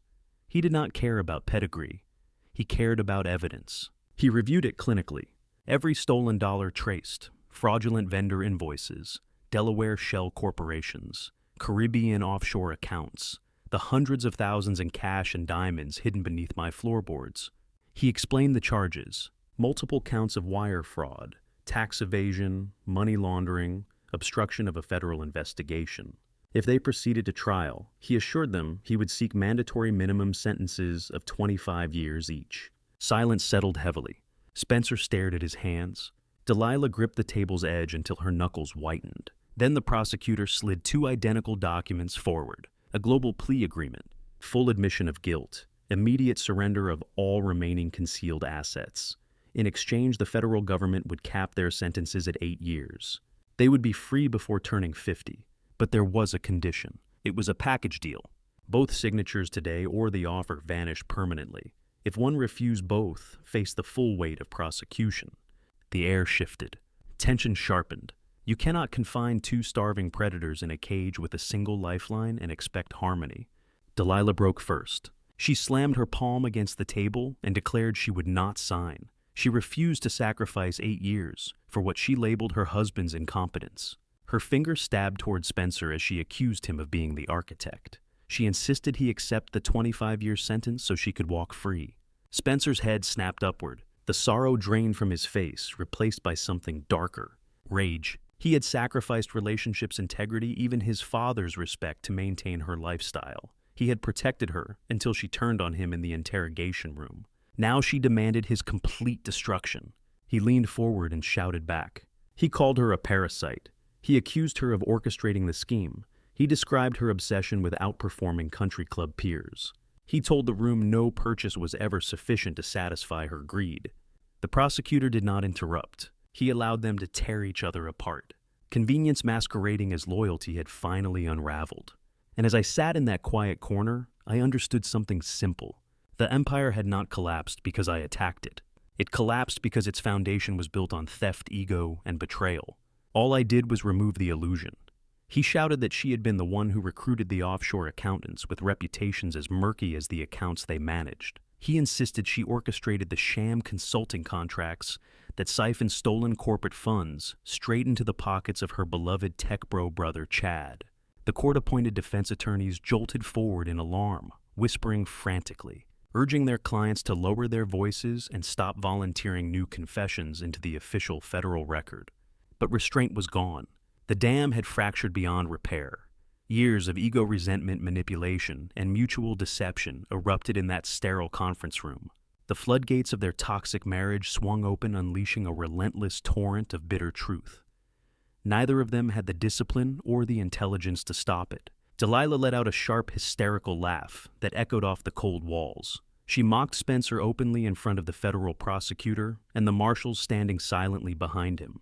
She announced that her husband was so incompetent, he used to lock himself in his home office and cry because he had no idea how to run the logistics empire his father built from nothing. She claimed she seized control of the company's finances because Spencer was too foolish to manage vendor contracts. With deliberate cruelty, she stripped away whatever pride he had left. She told him she never loved him. She married him, she admitted, because she believed he would inherit a billion-dollar empire from what she assumed was a declining old man nearing the end of his usefulness. Spencer's face darkened into a furious crimson. Whatever shred of composure remained dissolved instantly. He leaned forward trembling and began exposing every secret Delilah had ever confided in him. He told the prosecutor about the fraudulent charity gala she organized 2 years earlier. He described how she collected more than $50,000 from wealthy neighbors under the guise of supporting a children's hospital, only to quietly pocket the entire sum for a limited edition designer handbag and an indulgent spa retreat. He provided the precise bank account where she concealed the stolen funds. Delilah shrieked in panic as he revealed her deception. She retaliated immediately. She exposed Spencer's gambling addiction.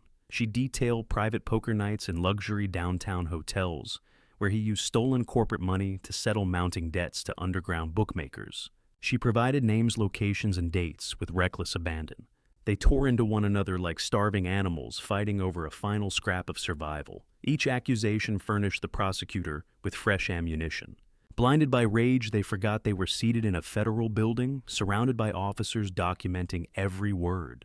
The prosecutor remained motionless at the head of the table, observing. He did not intervene. He allowed them to dismantle themselves completely. When their shouting finally gave way to breathless silence and they glared at each other with naked hatred, he calmly reached forward and retrieved the 2 plea agreements. He slid them back into his briefcase. The metallic snap of the clasp reverberated through the room like the final lock on a prison door. He informed them the global plea offer was permanently withdrawn. Their inability to cooperate and their voluntary confession to additional federal crimes left no room for leniency.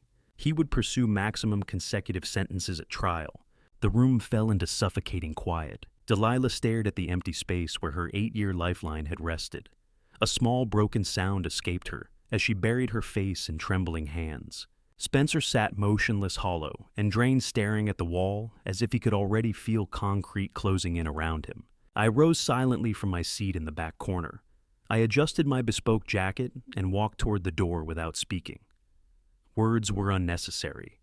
They had constructed their own prisons. Outside, the courthouse hallway was bright and warm. The collapse of their alliance was complete. All that remained was the judge's final strike. The days before sentencing were reflective and controlled. I focused on stabilizing Vaughn logistics. The board stood firmly behind me. Employees welcomed the founder's steady presence back in the executive chair. Order returned to the business. Yet the remnants of my son's artificial aristocracy continued twitching in the rubble. One rainy Thursday afternoon, my security chief knocked on my office door. He informed me that 2 individuals were downstairs without appointments, practically begging to see me. Richard and Susan. I instructed him to allow them upstairs. When the heavy glass doors opened and they stepped into my executive suite, the transformation was undeniable. Gone were tailored suits and glittering jewels. Richard wore a faded sweater that sagged on his diminished frame. His face was unshaven, eyes hollow. Susan's once polished blonde highlights had surrendered to gray roots. Her posture bent under visible strain. They had arrived by bus. They stood awkwardly on the plush carpet, too intimidated to sit.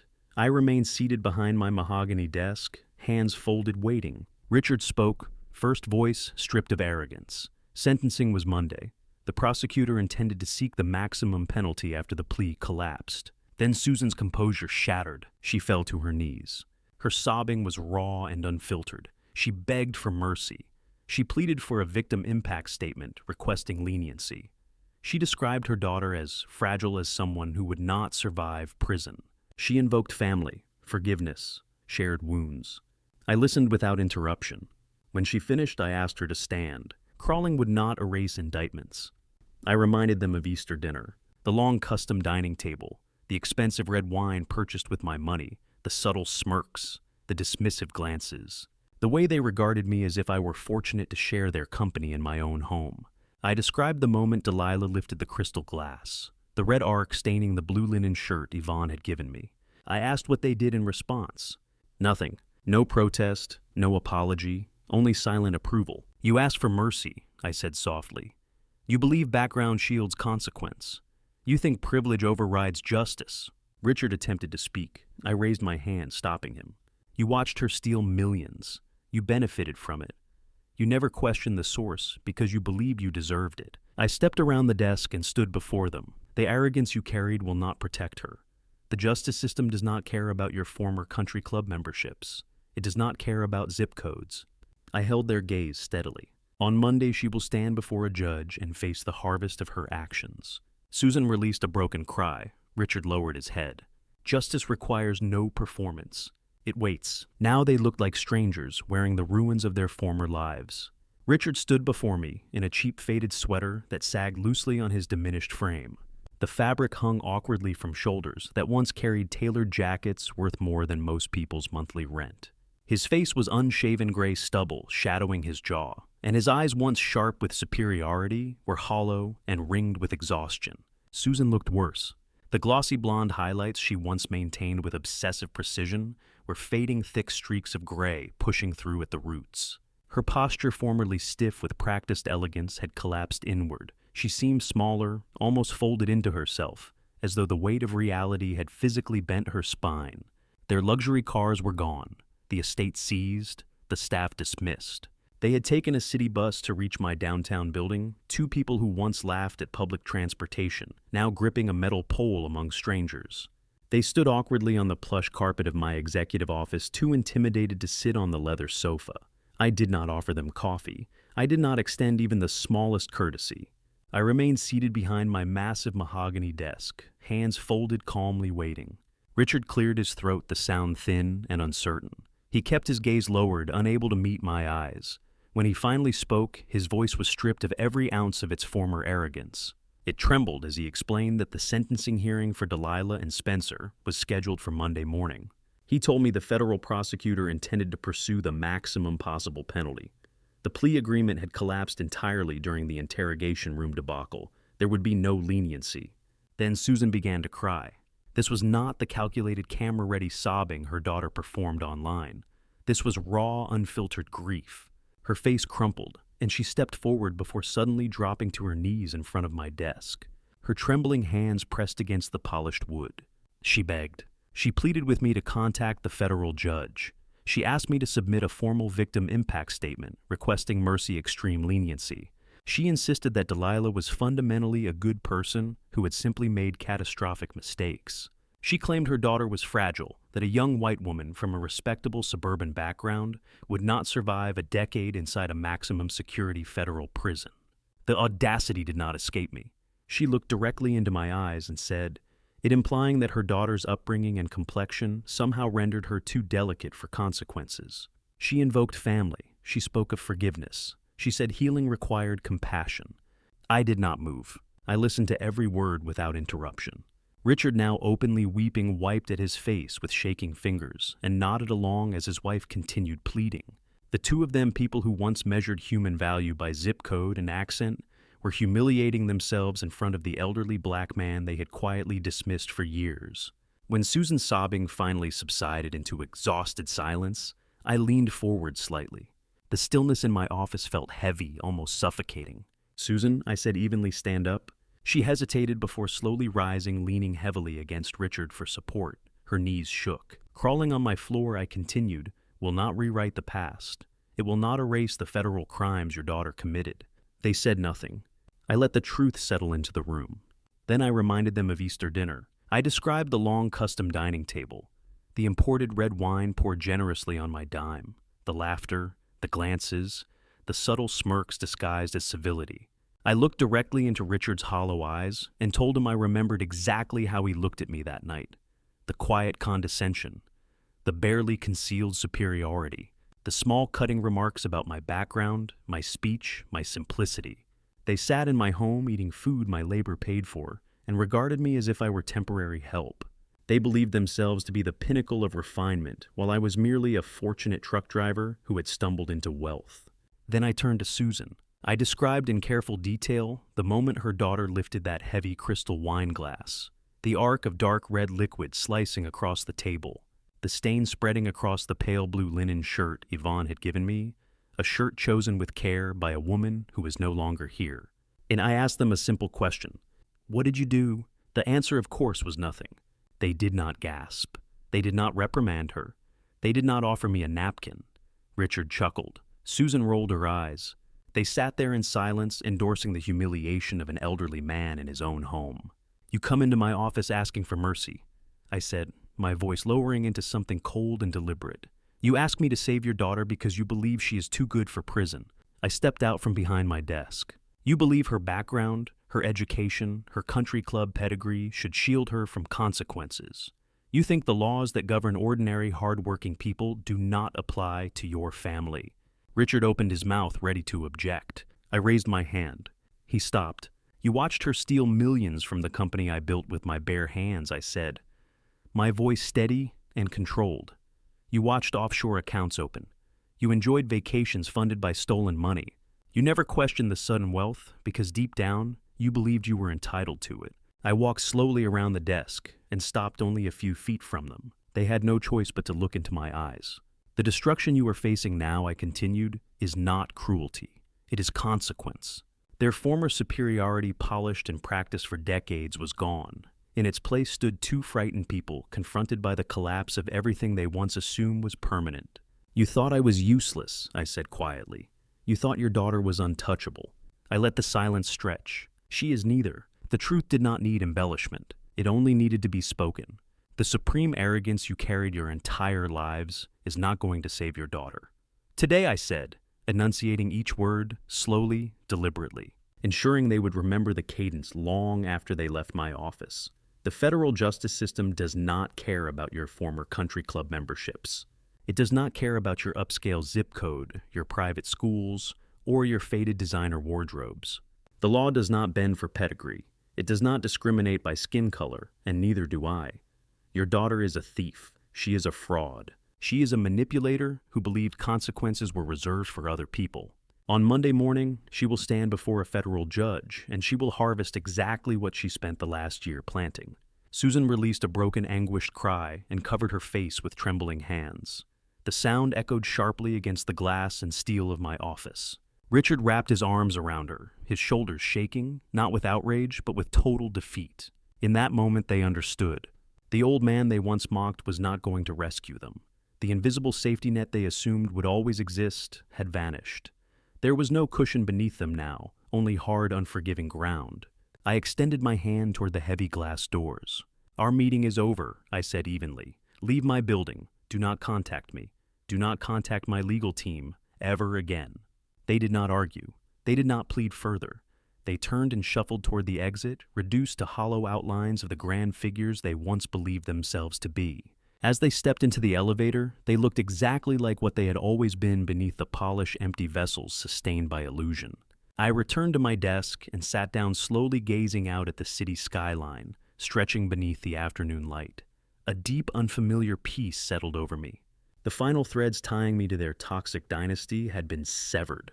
All that remained was judgment. The federal courthouse stood like a monument to consequence, white marble, polished oak, and towering columns designed to remind every visitor of their insignificance before the law.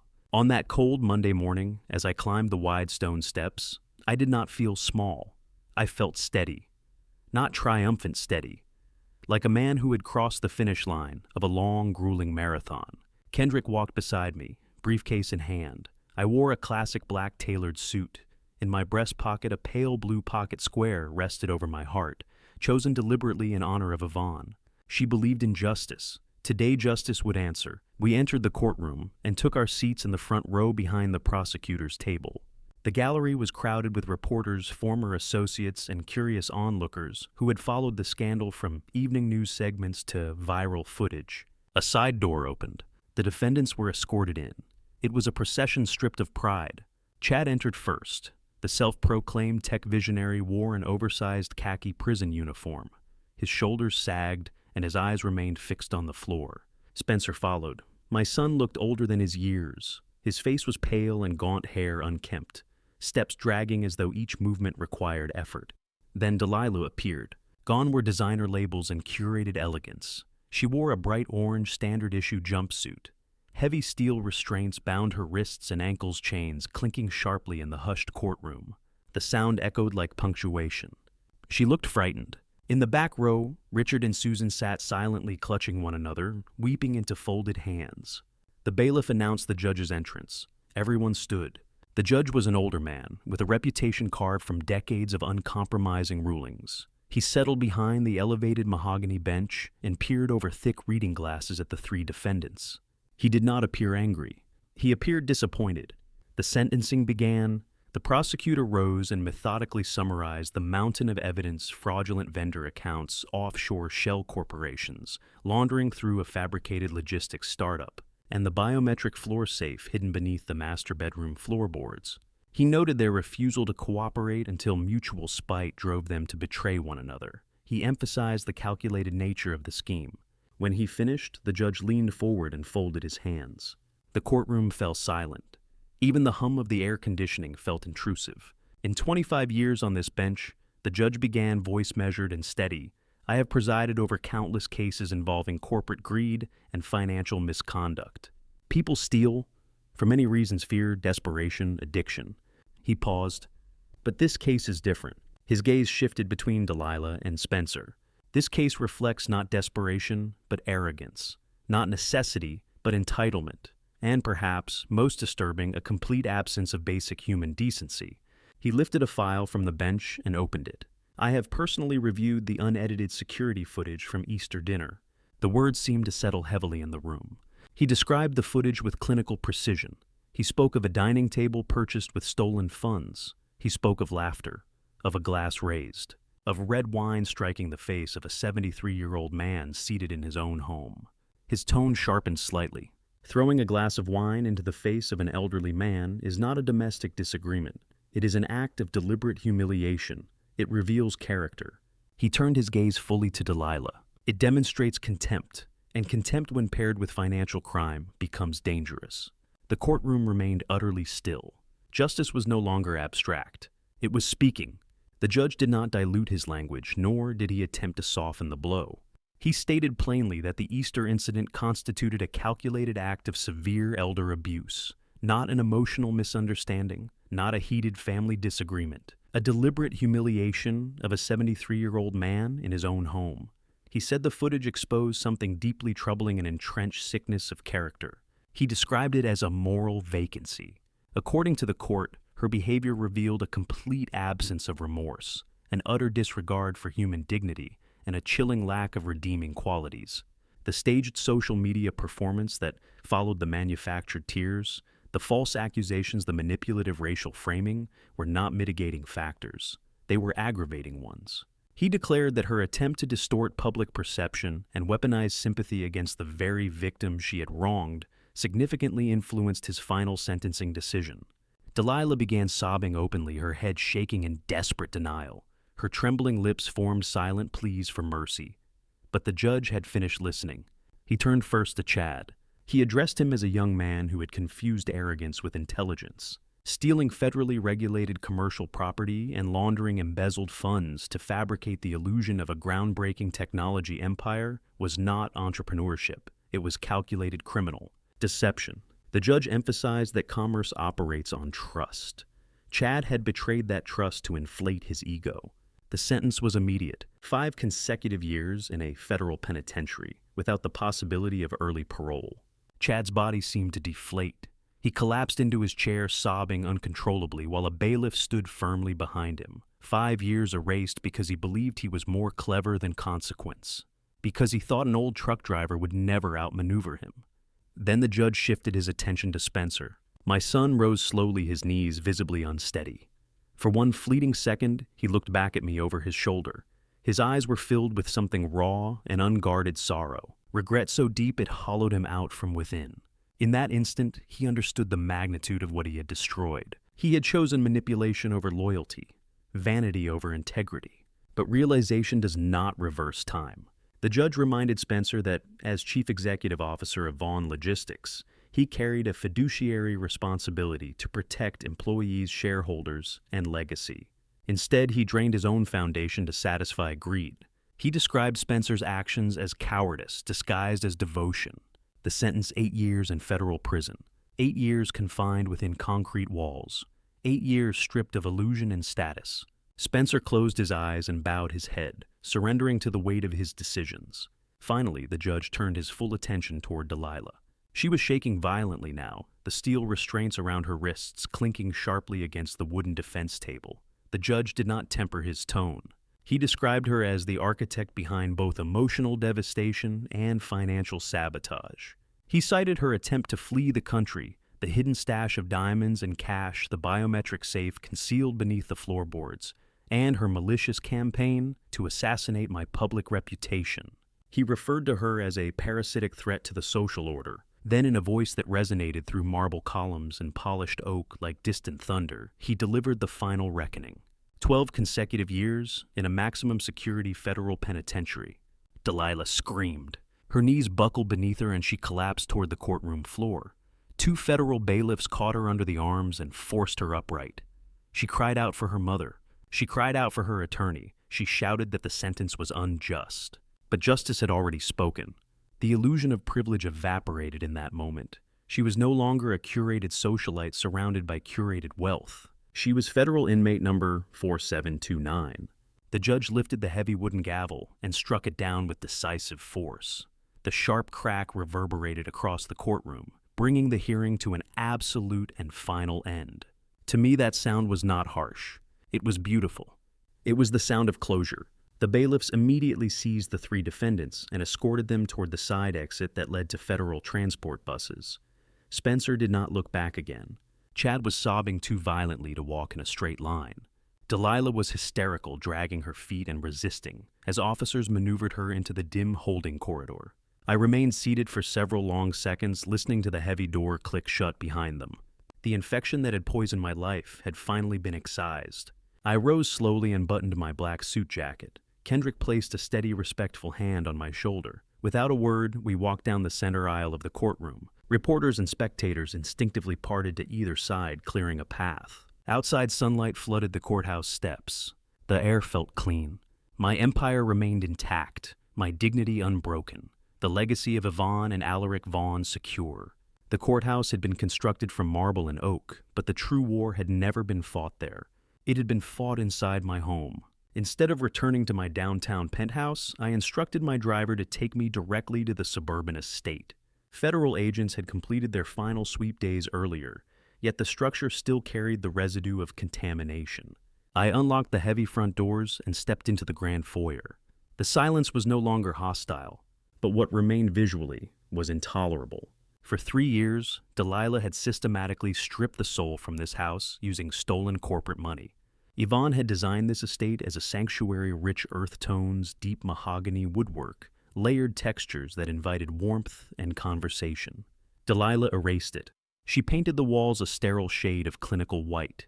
She smothered the original hardwood floors beneath cold gray rugs that resembled corporate waiting rooms. She removed Yvonne's landscape oil paintings and replaced them with oversized metallic abstract pieces devoid of meaning. Every room felt like a showroom dedicated to ego. I walked into the formal dining room. The mahogany table remained a monument to permanence, but it was surrounded by transparent acrylic chairs, costing $3,000 each, designed more for aesthetic display than comfort. I stood at the exact spot where red wine had struck my face. For a moment, I could hear her laughter echoing off the stark white walls. That was enough. I decided I would not spend a single night in this house until every trace of her existence was removed. Early the next morning, I hired an elite demolition and restoration crew. I paid triple their standard rate. I wanted urgency. By 8 o'clock, 4 massive industrial steel dumpsters lined my circular driveway. Coffee in hand, I stood in the center of the foyer, pointing methodically at each object that offended my eyes. I instructed the foreman to begin in the living room. 4 workers lifted the pale gray velvet sectional, custom-made and utterly soulless, and carried it out through the front doors. They tossed it without ceremony into the steel dumpster. I directed them next to the oversized crystal chandelier she had installed in the entryway. It was an ostentatious structure of cold glass and harsh light. They dismantled it piece by piece and discarded it. Abstract metallic art panels were ripped from the walls. Gray rugs were torn up, revealing the beautiful hardwood beneath. The cleansing had begun, and I did not intend to stop until my home breathed again. It stood like a grotesque shrine to ego, an oversized chandelier of jagged crystal that poured a cold, merciless glare across the foyer. The light it produced never comforted the room. It bleached it. I remained still, hands folded behind my back, as the crew climbed their ladders and began dismantling it shard by shard. Each piece descended with a faint metallic chime before being carried outside and thrown into the steel dumpster.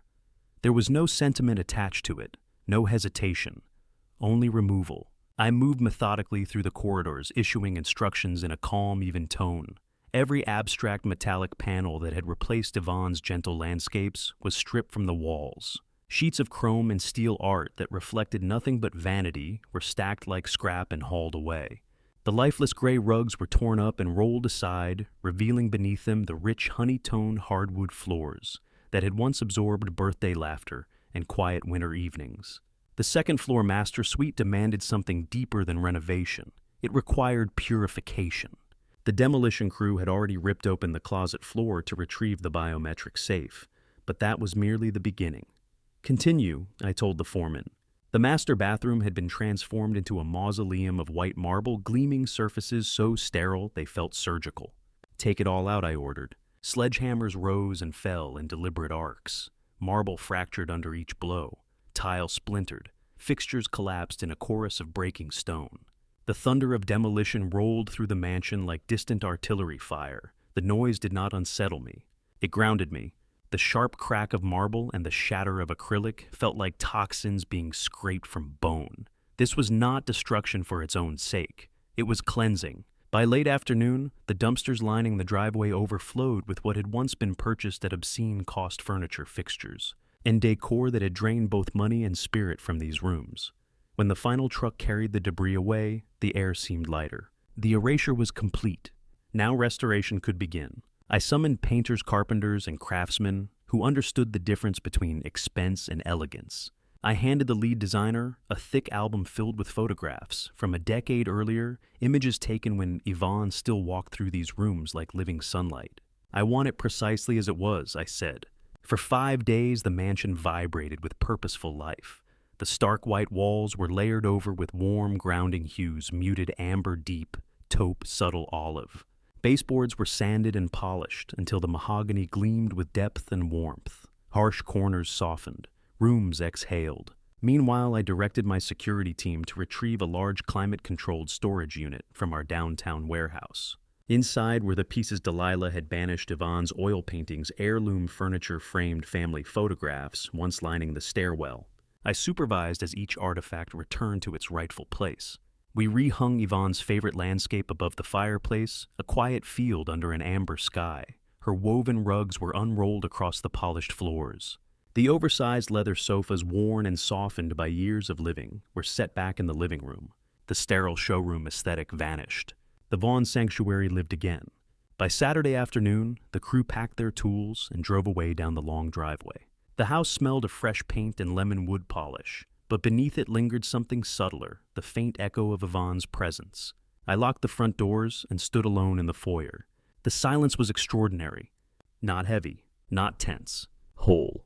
There were no hushed arguments about offshore accounts, no brittle laughter ricocheting off cold walls. Only the gentle hum of the air system and golden light filtering through tall windows. I walked into the living room. It felt warm. I opened the antique liquor cabinet and removed a heavy crystal decanter filled with aged bourbon. I poured a generous measure into a thick glass. Ice settled with a soft, satisfying clink. I lowered myself into my favorite leather armchair beside the stone fireplace. The worn leather embraced me like an old ally. I took a slow sip. The bourbon burned warmly down my throat and spread across my chest. My gaze drifted. Richard once stood near the mantel boasting about hollow ventures. He was gone. The dining room doorway remained still. No wine thrown, no cruel laughter. Spencer now sat behind concrete walls stripped of illusion. The weeds had been uprooted. The soil was protected. I leaned back and closed my eyes. The conflict had ended. I had defended my legacy. I had shielded my company. I had honored Yvonne's name. The man they dismissed as obsolete had endured and prevailed. For the first time in 5 years, I was alone in my own home. And it was right. Yet peace did not mean complacency. Monday morning, I rose at 5 precisely. I dressed in a navy suit and drove myself downtown to the glass headquarters of Vaughn Logistics. For 8 months, I had permitted them to believe I was fading, an aging founder, drifting while my son and his wife siphoned strength from the enterprise. That illusion dissolved at sunrise. When I entered the lobby, the shift was immediate. The security guard straightened with quiet respect. The receptionist smiled with visible relief. Employees who had feared for their pensions under Spencer's leadership looked at me as if a storm had finally broken. I stepped into the executive boardroom. Vice presidents and regional managers waited in taut silence. I took my seat at the head of the mahogany table. I did not recount scandal. "The vacation is over," I said evenly. We returned to work. For 3 months, we repaired the damage with deliberate precision. Offshore assets were recovered. Vendor contracts stabilized. Drivers and mechanics unjustly dismissed received personal calls and reinstatements. I walked the freight yards again, inhaling diesel and asphalt. I shook hands with men loading trailers and told them plainly we were steady again. And we were. Operations strengthened, confidence returned, but numbers alone do not define legacy. Betrayal clarifies it. I understood that wealth without discernment becomes a liability. I had given Spencer comfort without demanding character. That mistake would not repeat. I committed $5 million of my own capital to establish the Yvonne Vaughn Memorial Scholarship Fund. Its mission was direct full academic scholarships and business grants for hard-working black students from the neighborhoods where Yvonne and I once struggled. I sought grit, hunger, discipline. The first scholarship went to a young woman pursuing mechanical engineering. When I handed her the check, her parents' eyes filled with genuine tears, unrehearsed, unmanufactured. The contrast was unmistakable. When I signed the final documents, I glanced at Yvonne's photograph on my desk. This was legacy. In quiet evenings inside my restored home, I reflected on respect, on privilege unearned, and on the myth that blood excuses betrayal. Family does not require blindness. Unconditional forgiveness given to toxicity is simply surrender. Spencer and Delilah mistook patience for weakness. They believed love would shield them from consequence. They forgot who built the foundation. Money does not alter character. It magnifies it. It magnified cruelty. It magnified cowardice. And it magnified my resolve. I do not regret summoning federal agents. I do not regret witnessing consequence. Justice was not vengeance. It was restoration. And now what truly mattered stood secure. I took another slow sip of the premium bourbon, letting the absolute unbroken stillness of the evening wash over me. For the first time in 5 years, I was completely, totally, and beautifully alone in my own home, and it was absolutely perfect. The Monday morning after the federal judge delivered his harsh sentencing, I did not stay home to rest in my quiet, restored mansion. I woke up at 5 o'clock in the morning, put on my sharpest custom-tailored navy blue suit, and drove myself downtown to the massive glass tower of Vaughn Logistics.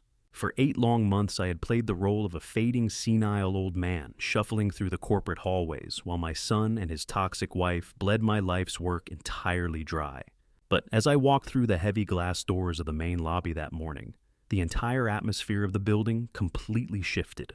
The security guard stood up perfectly straight, nodding with deep respect. The receptionist smiled with genuine, profound relief. The hard-working employees who had been terrified of losing their pensions under Spencer's incompetent leadership looked at me like a massive dark storm cloud had finally cleared away from the sky. I walked directly into the executive boardroom, where the senior vice presidents and regional managers were nervously waiting for my arrival. I sat down at the head of the long, polished mahogany table. I did not give a long, dramatic speech or talk about the massive federal scandal that had just rocked our foundation. I simply looked at the men and women who had helped me build this logistics empire from the ground up, and I told them that the vacation was officially over, and it was time to get back to real, honest work. We spent the next 3 months aggressively repairing the massive financial damage Delilah and Spencer had caused. We recovered the stolen offshore assets. We stabilized the damaged vendor contracts, and we personally called and rehired every single honest truck driver and mechanic my son had wrongfully terminated. I walked the freight yards again, smelling the familiar thick scent of diesel fuel and fresh asphalt. I shook hands with the men loading the trailers. The logistics empire was completely secure again, and it was running smoother and more profitably than it ever had before. But simply restoring the corporate balance sheet was not enough for my soul. When you survive a massive, devastating betrayal that rocks the very foundation of your own family, you quickly realize that true legacy is not just about accumulating endless wealth. It is about exactly whose hands you choose to leave that wealth in.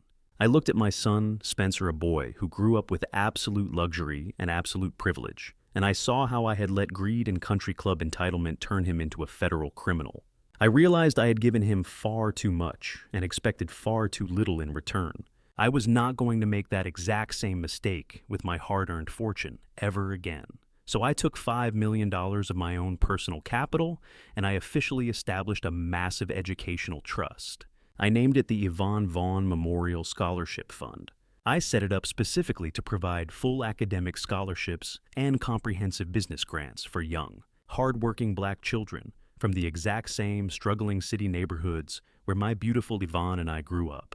I wanted to find the kids who had real grit. I wanted to find the young students who were eating cold, cheap sandwiches on crowded city buses, reading borrowed library textbooks, and dreaming of building their own massive empires one day. I wanted to give my wealth to young men and women who actually understood the profound value of a hard-earned dollar instead of an arrogant son who thought money was just a cheap tool to impress his toxic, condescending wife. I remember handing the very first scholarship check to a brilliant young girl who wanted to study mechanical engineering. I saw the tears of genuine gratitude in her parents' eyes, and I immediately thought about the fake, manipulative tears Richard and Susan had cried in my office. The contrast was absolutely staggering. When I signed the final legal documents to officially launch the foundation, I looked at a framed photograph of Yvonne sitting on my heavy wooden desk. I knew she was looking down at me with a beautiful, proud smile. We were finally investing our legacy into people who actually deserved to inherit it. Sitting in my quiet, restored mansion during the long, peaceful evenings, I have had a lot of time to reflect on the true value of respect, the corrupting nature of unearned money, and the absolute limits of family ties. Society constantly tells us that blood is thicker than water. We are conditioned from a very young age to believe that because we brought a child into this world, we must endure absolutely any level of disrespect, manipulation, or abuse they choose to throw at us. We are told that a good father always forgives and forgets. But I learned the incredibly hard way that offering unconditional forgiveness to a truly toxic person is just handing them a loaded weapon and apologizing when they shoot you with it. Spencer and Delilah thought my old age made me weak and helpless. They thought the natural love I had for my only son would completely blind me to the millions of dollars they were actively stealing right under my nose. They mistook my patient calculating silence for senility. They simply did not understand that a man who can build a massive corporate empire from the dirt up possesses a level of ruthless survival instinct that a spoiled, entitled child could never possibly comprehend. Money is just a magnifying glass. It does not change who you really are deep down inside. It only magnifies exactly what is already hiding in your heart. It gave Delilah the power to show her true, cruel, manipulative nature. It gave Spencer the comfort to display his absolute pathetic cowardice. And it gave me the exact heavy tools I needed to completely dismantle their fake aristocratic world and lock them all in federal concrete boxes. I do not regret calling the federal agents that night. I do not regret sitting in that cold, sterile interrogation room and looking my weeping son in the eye and telling him I was there to watch him pay the heavy price for his betrayal. Sometimes the most loving thing a parent can actually do is step completely out of the way and let the heavy concrete consequences of reality crush the blinding arrogance out of their child. I found my true absolute peace the exact moment I accepted that I cannot buy solid character for my son, and I cannot save a man who actively chooses to tie an anchor around his own neck and drown. I sit on my back porch now, watching the golden sunset over the manicured green lawns. The air is warm and perfectly still. There are no more fake socialite parties in my grand foyer. There are no more hushed arguments about offshore accounts or country club memberships. There is only the quiet, deep satisfaction of a life completely rebuilt and a family legacy violently protected. The fortune I built, hauling heavy freight through freezing rain and endless sleepless nights, will no longer be squandered on designer bags or illegal gambling debts. It will build schools. It will fund community centers. It will create an entire generation of strong, educated, independent young people who will never let anyone throw a glass of wine in their face. I look back at that Easter dinner, not with anger, but with profound, beautiful clarity. That single glass of dark red wine was the ultimate catalyst for the greatest cleansing of my entire life. It washed away the toxic illusions. It revealed the absolute ugly truth hiding at my table, and it allowed me to finally reclaim the throne I had foolishly stepped away from. You can only be betrayed by the people you choose to trust. That's the hardest truth in any family betrayal. I stopped confusing blood with loyalty, and I started protecting what I built with discipline instead of emotion. The empire stands, the boundaries are firm, and this family story ends with dignity intact. Too many parents endure silent humiliation in the name of love. Too many people excuse family betrayal because they're still family. But a powerful family story teaches something different. Respect is not optional, character cannot be purchased, and forgiveness does not rebuild a rotten foundation. If this family betrayal story resonated with you, if this family story reminded you to guard your peace, then stand tall, protect your legacy, and never let anyone make you feel small in the empire you created. Thank you for being part of this family story. If you believe strength sometimes means walking away from family betrayal, like this video, and subscribe for more powerful family stories. And tell me in the comments, have you ever had to choose your peace over blood?